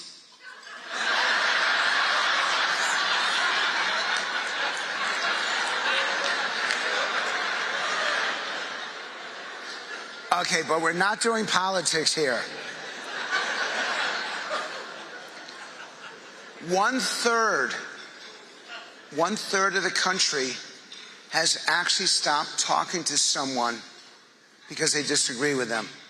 And this happened over Thanksgiving, and it's going to happen over Christmas. You know who it happens with most? Grandfathers and granddaughters. It's the strongest family relationship. It's not husband-wife, obviously, or brother or sister, or parent-child. It's grandparent-grandchild, because they both have the same enemy. You'll figure that one out on your way home, trust me. And we can't be treating each other like this. It is a genuine problem. And I'm going to show you something right now, because I'm going to give you my first piece of advice. 2/3 of people under age 30 know someone personally who's been damaged by social media. Damaged intellectually, physically, mentally, emotionally. How many of you have got children between the ages of 10 and 18 in this room? Raise your hands. Okay, you're going to want to write this down, and maybe you got grandchildren this age. I'm going to give you, in order, the way to keep your children happy and healthy, drug-free and alcohol-free. Number 1, how often do you have dinner with them at night? It needs to be 5 nights a week or more, because that proves to them that they're the most important thing in your life. If you're having dinner with them 2 nights a week or less, they're being damaged. They're being destroyed. Nothing matters more, and I mean whatever financial efforts you want, whatever you're trying to seek in life, there's nothing more important than your children, and there's nothing more important than dining with them, because that tells them that they come first. Number 2, how often do you attend religious services with them? You want to do it once a week, because if they believe in God, then they believe in something that is more important than themselves, something that they cannot see, but they know it's there. Number 3, do you check their homework 4 nights a week or more? Because that teaches them that their intellectual So, folks, pollster Frank Luntz is speaking right now. One of the things that he said there, he talked about a third of Americans not speaking to somebody else if they disagree with him. And I want to focus on that. I mean, Cameron, here's the whole deal here. And it's very interesting. He raised the point about, Thanksgiving and stuff along those lines. We're not talking normal politics here. We're not talking traditional Republican Party versus Democrat, progressive versus conservative. What we're talking about here is, again, a right-wing, far-right, nonsensical, racist, xenophobic, sexist group of people who are advancing an agenda that is shameful and despicable, that is where they gleefully talk about breaking up families, where Trump has 11 billionaires in his administration, and all these idiots who voted for populism. No, you voted for oligarchs. These folks want to get rich. When an Elon Musk, worth $300 billion, whines and complains about people getting Social Security so he can get richer? I'm sorry. I mean, I saw Anna Kasparin with the Young Turks sitting down for an interview with Glenn Beck. Oh, hell no. The crap that's come out of his mouth? This is not the time for progressives, for Democrats to turn into wimps. This is not the time to somehow, oh my God, I'm so disenchanted with what's going on that I don't know what to do. No, this is called buckle up. Put your chin strap on. This is about having a different type of conversation. Should there be absolute changes within the Democratic Party when it comes to this white consultant class that's reaping billions of dollars and they keep losing and they don't know how to target and speak to regular, ordinary people? Absolutely. But I'm sorry, I'm not giving in to the thugs supporting that piece of crap, and I'm not going to normalize his behavior. It ain't going to happen. Not on this show, not on this network.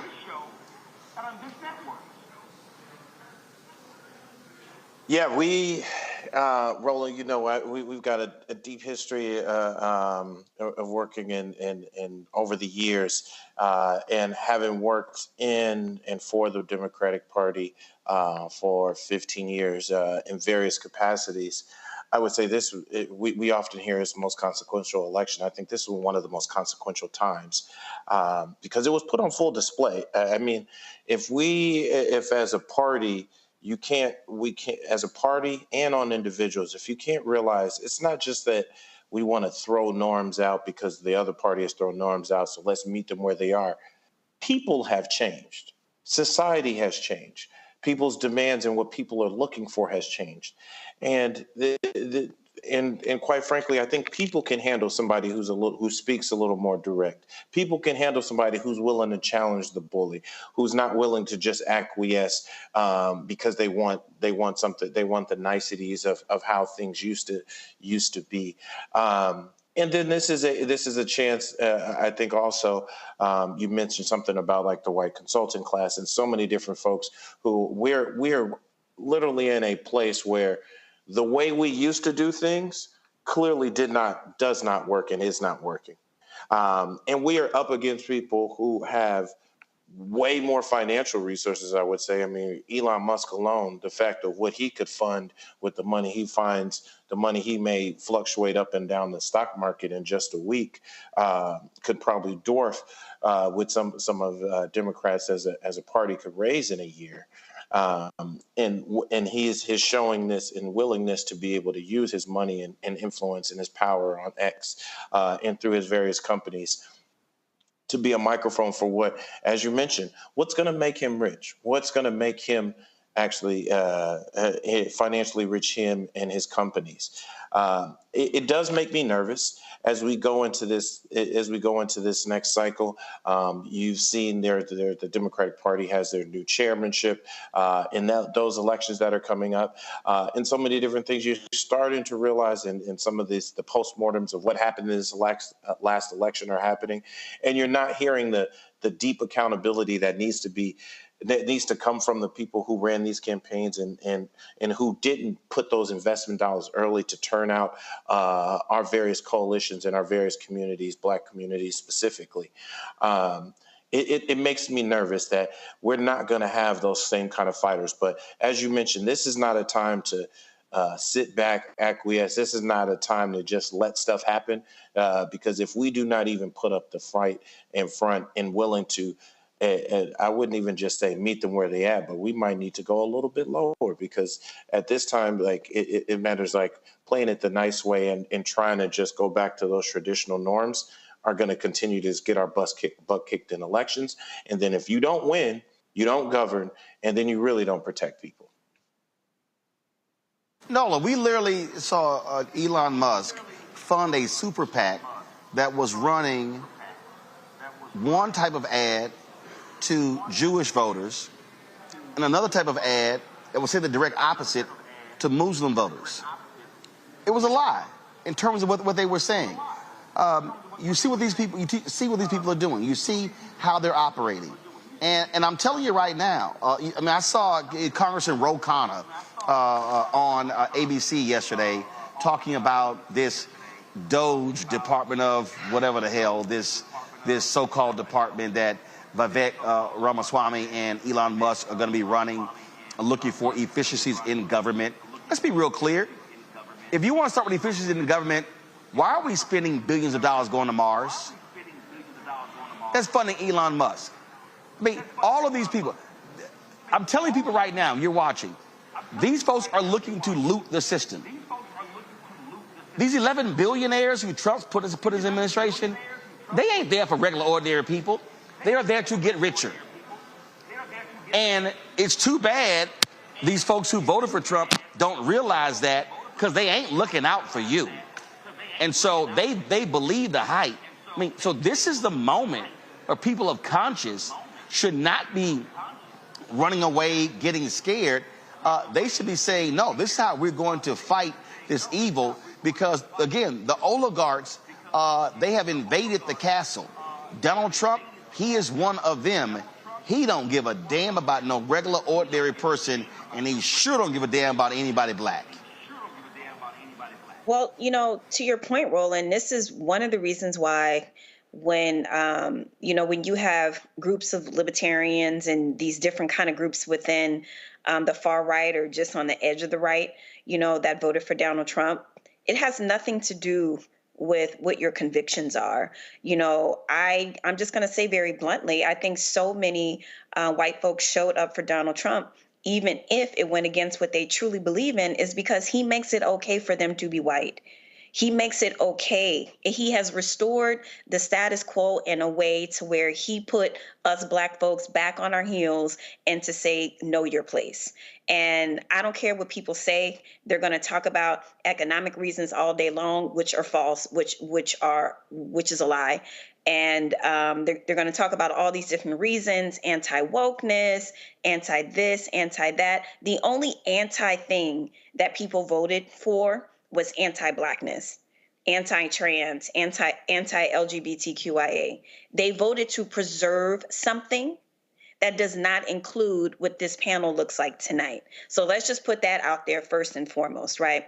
And so as a space girl, when you mentioned Mars, I got a little warm and fuzzy, because I definitely have a different relationship when I think about space. But even let's just kind of broaden this out to space for a second. We are in a situation where this administration was trying everything in the diplomatic toolbox to make sure that Russia did not put a nuclear weapon up in space and lower Earth orbit. That is a thing. That is a real thing. It's not a plot to a movie. It's a real thing. So what is now going to happen when a unsanctioned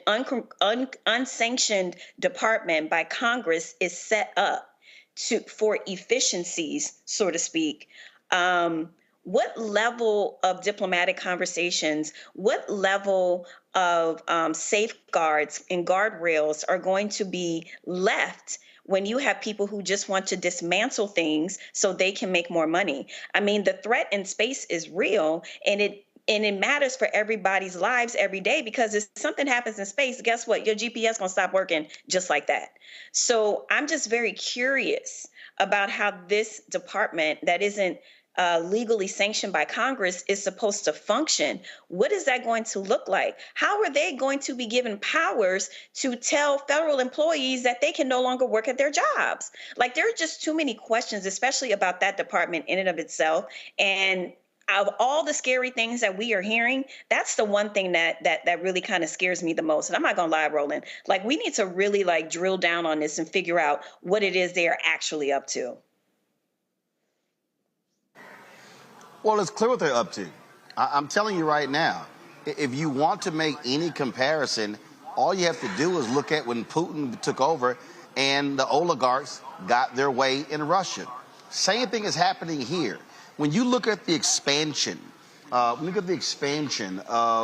the wealth of the top 4 people in this country compared to the bottom, that's what's going on here. These people oppose anything that helps regular, ordinary people. These folks are there to get richer. That's what their job is to get richer.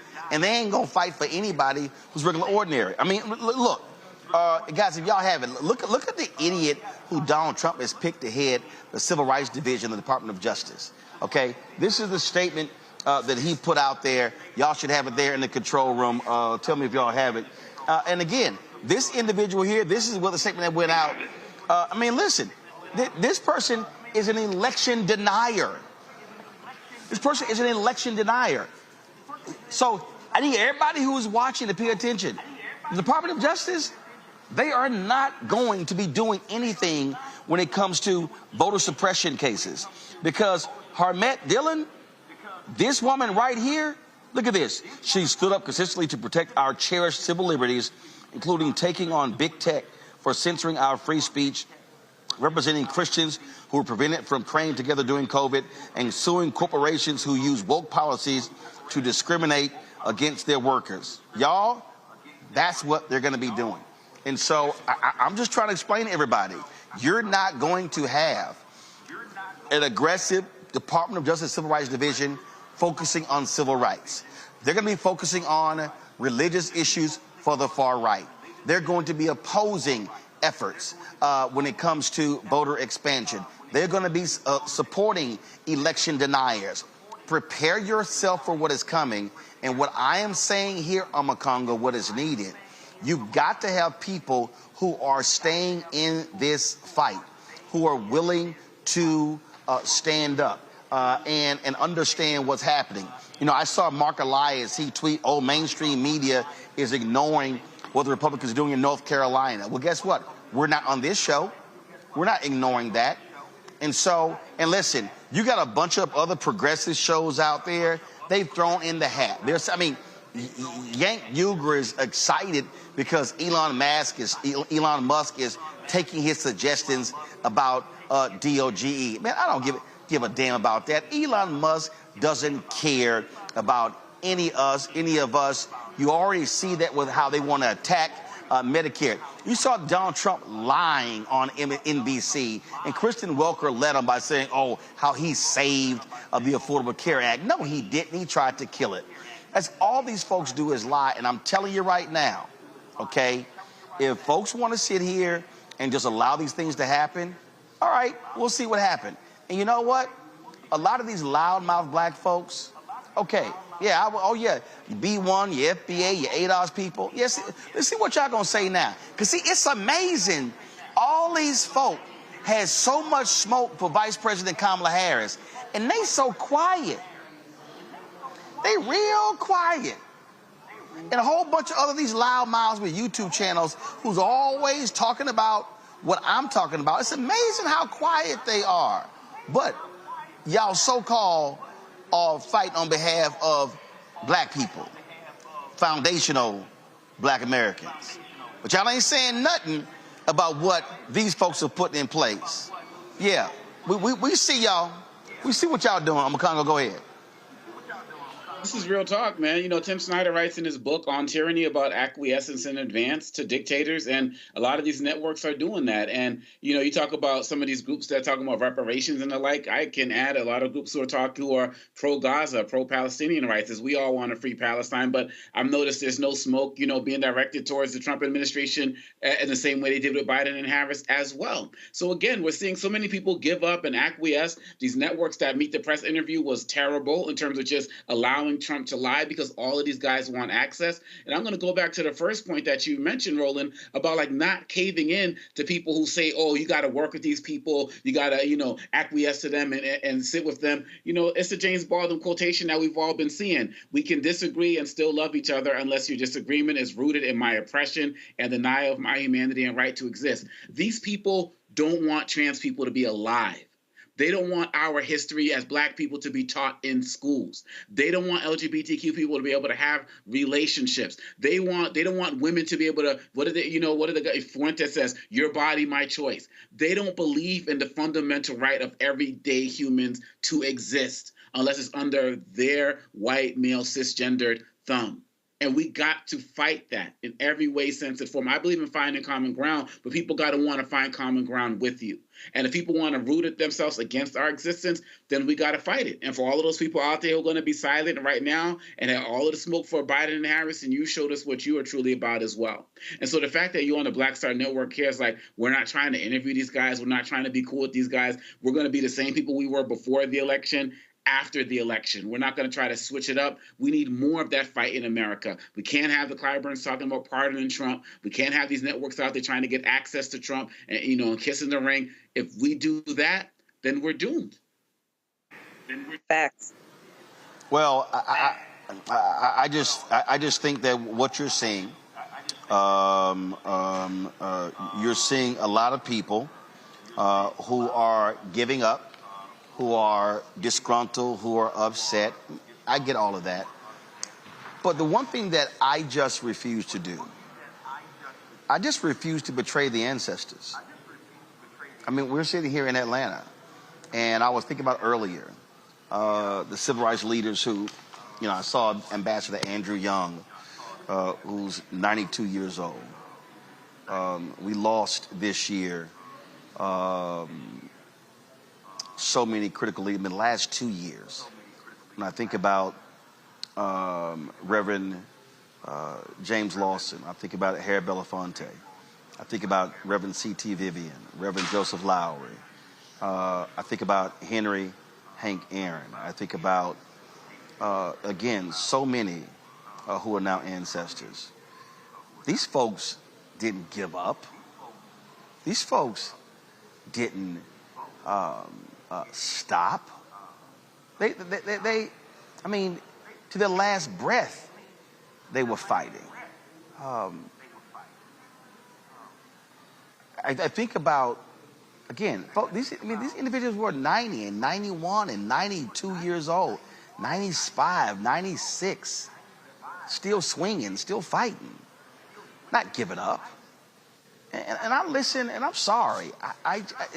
Forgive me if I don't have a lot of empathy and compassion for folks in their 20s and 30s who, oh my God, all hope, we're just tired and we've been fighting and oh my God, these things.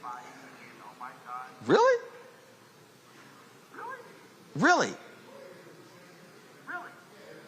I mean, the sister in Baton Rouge lost the re-election on Saturday. Black people, you look at the numbers. Our voting numbers were horrible. So here you got a white guy, football coach, never been in public office before. He gets elected, mayor of a city, $1 billion budget, football coach. That's it. Never run a business. Never been in public office. And so we have in many ways this epidemic, I think, of people who've given up, lost hope, who don't know what to say, what to do. And I'm sorry, Cameron, this is not the time. This is not the moment. This is a time where you need people who are, yes, take a respite, go on break, do a sabbatical, but come back, get in the fight. Because what the right wing are doing, they want to solidify the Supreme Court. They want to solidify the federal judiciary. They want to solidify and take control of all of these states. They want to ram through an agenda. And they want to be able to control power for the next 100 years, because their whole point is, when the demographic shift is complete, they still want to be running this. And this is the last thing folks should do. If that is sitting out and trying to escape what these folks are trying to put into place. Because what they want to put into place, if you are 30 years old, they want to have it where you have no shot at changing this system for the rest of your life and for your children. Yeah, that's right, Roland.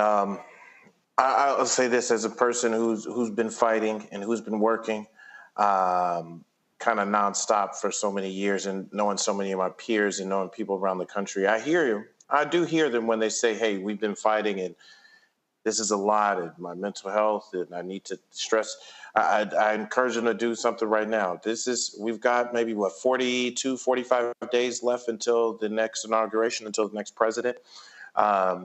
Use some of those days, like you said, to take a respite, to take a quick beat. But if you think we can stop now, did Donald Trump ever let up? Donald Trump spent the last 4 years continuously fighting, not backing down from the insurrection, denying the election. And while he's out there blustering, his infrastructure is continuing to be built. And I think you made a real critical point. This is not just at the federal level, just at the presidential and Supreme Court, which we all pay attention to. This goes down to state houses. This goes down to the governor's races, the mayor's races, the state legislature, the state senates, where so many different, as you can see by the Supreme Court, kicking back so many different, these different powers back to the states, is where the real next battle will be fought. And as of now, we don't have dogs and water hoses in fear of necessarily getting beat. I mean, hear Donald Trump said he's going to definitely unleash the military on protesters, and we may unfortunately get back to that place. So I think this is a period. I'm kind of hoping a lot of this is online bluster, people just a little bit upset, people a little bit worn out. And we're going to take that respite, going to take some vacation time, going to take just a little bit of time to just get our minds right. But if we take our foot off the gas, even just for a little bit over these next 6 months to a year, the next 2 years, we're going to look up and we won't be able to, I think, recover. I just see and hear, Nola, this helplessness. And I was at the vice president's holiday brunch yesterday, and I said this to a couple of people. If you know you didn't leave everything on the field, then maybe you should look in the mirror.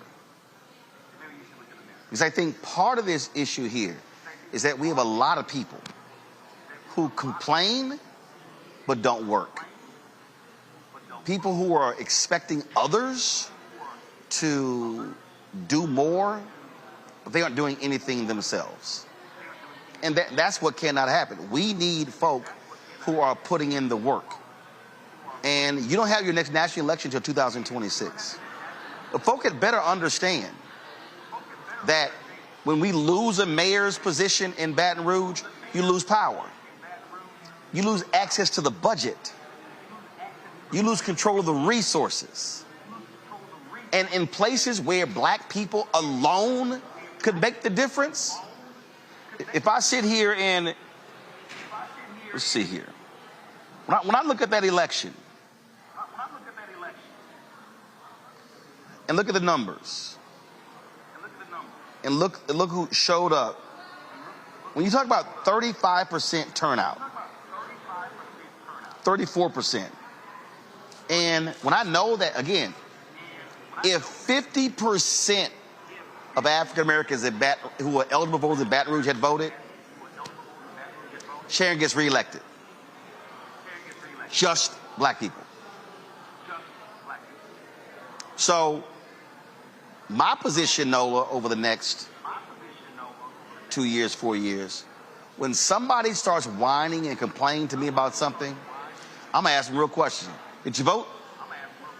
If they said yes, who'd you vote for? If they tell me, oh, no, I didn't vote, I'm going to say, it's on you. At some point, we got to let folk know that I don't want to hear you whining and complaining if you did nothing about the problem.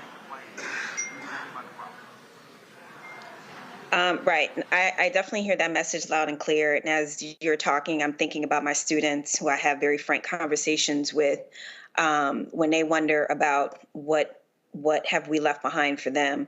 But, you know, more to the point, I had posted something in my story and you had shared it, Roland, when I talked about those of us who were out there who left it on the line.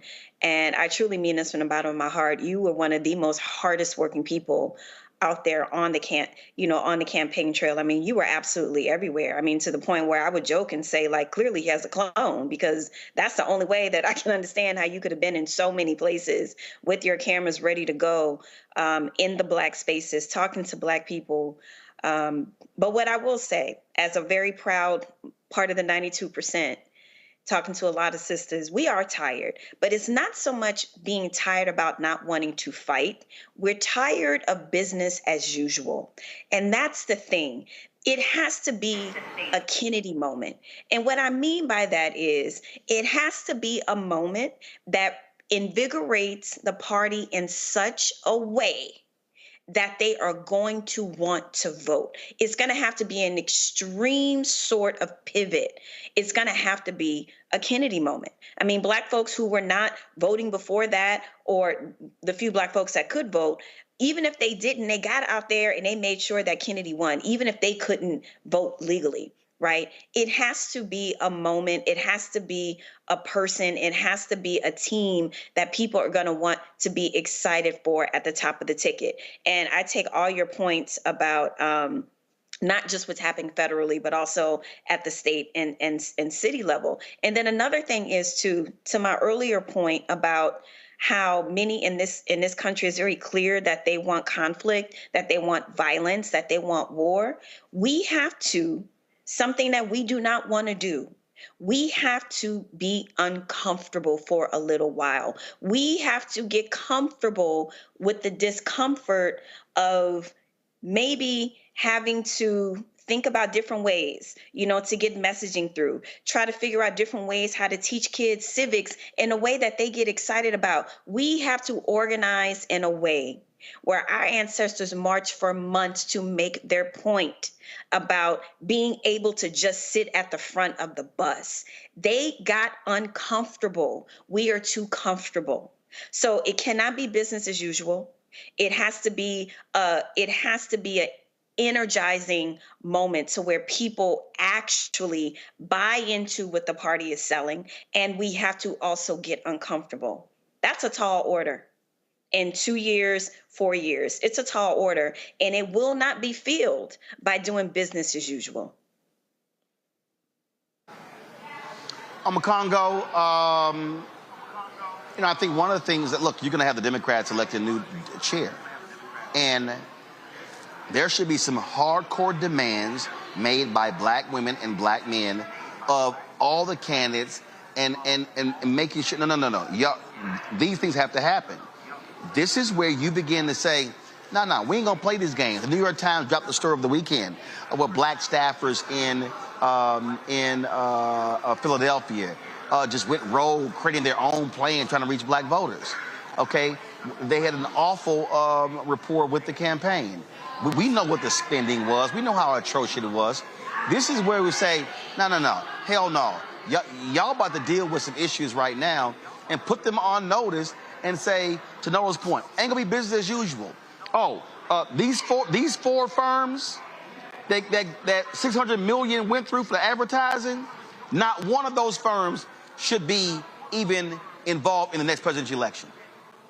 So again, this is where you put folks on notice by saying, yeah, we're not going to phone call, we're not going to phone back, we're not going to do all that damn work if you're going to keep sending the same millions and billions to these white strategists who refuse to listen and target black people. Ain't going to happen. Oh, absolutely. You know, today I spoke at the Kunta Kinte Alex Haley Memorial Statue of Celebration 25 years in Annapolis, Maryland. And the First Lady, Don Moore of Maryland, was there speaking, and she reminded us that Wes Moore is the only black governor in the country right now. And so I'm looking at what's happening here in Maryland, where I'm living. I'm looking at, you know, what we've produced as it relates to, you know, the senator and also Brooks and the like. And we have to take the examples of people like Governor Moore and also Brooks, and across the other country, so many other examples that you brought up, Roland, like the one you just said. These guys are making their own plan, and we have to multiply it tenfold. Man, you know, Governor Moore's only 46, right? We have to continue to fight our own plans, continue to build on our own communities. And there are so many examples like that across the country that you know better than anybody else, Roland. And so you have the ability to educate people on our successes and failures, you know, the rise of people like Representative Crockett and the like. We have the ability to mobilize ourselves. And if we don't do it now, like all of y'all just said, if we don't do it now, it can be 50, 60 years or more before we can really get back to the type of power we were on the road to getting. My students after the election, similar to Nolan, it was like a rocket had hit them or something. You know, the level of anger and frustration, but the sadness that they had. But I told them, look, you can be as sad as you want, but if you come back in the spring and you can't tell me who your state senators are, who your city councilors are, who the dog catcher is, like, and when these elections are happening and don't know what the school board meetings, you haven't made some conscious decisions about companies you're not going to support anymore because they're pro-Trump. And I was just running down the list of different things you can do. Then I was like, you Roland, like, don't talk to me, because you continue to be part of the problem. You all are slacktivists. You're not serious in making real change. And until you get out there and actually do something significant in your spaces, especially locally, then it's only going to get worse for you. And that's a charge we have to continue to give our young people, and in our black spaces and who are in black political spaces. We need to continue to challenge the Democratic Party, but continue to build on our own and be prepared to do this without them if we have to. Absolutely. And so, folks, we won't be giving in here. We won't be kissing up to the likes of Glenn Beck and the far right. That shit ain't happening. We're going to keep the pressure on, demanding change. And so let me thank Cameron, Nola, and Amakongo as well. Folks, don't forget, we're going to be here today, tomorrow, and Wednesday covering the Global Hope Forums. We're going to be live all day tomorrow as well. You can see the alternate stream that we have going, so be sure to check that out. And so don't forget, support the work that we do by joining our Bring the Funk fan club. You, of course, give us via Cash App by using the QR code from Stripe. There you see it right there. You can also send your check and money order to P.O. Box 57196, Washington, D.C. 2003-7-0196. PayPal, R. Martin Unfiltered. Venmo is RM Unfiltered. Zelle, Roland at RolandSMartin.com. Roland at RolandMartinUnfiltered.com. Be sure to download the Black Start Network app, Apple phone, Android phone, Apple TV, Android TV, Roku, Amazon Fire TV, Xbox One, Samsung Smart TV. Of course, be sure to get a copy of my book, White Fear, How the Browning of America is Making White Folks Lose Their Minds, available at bookstores nationwide. Get the audio version on Audible. You can also, of course, get merchandise for Roland Martin Unfiltered by going to the Black Star Network, RolandMartinUnfiltered.com, BlackStarNetwork.com, or go to RolandMartin.creator-spring.com. And to get our new shirt, Don't Blame Me, I Voted for the Black Woman, or FAFO 2025. Get that as well. And, of course, folks, be sure to support the investment into Fanbase. You can go to StartEngine.com/Fanbase, StartEngine.com/Fanbase.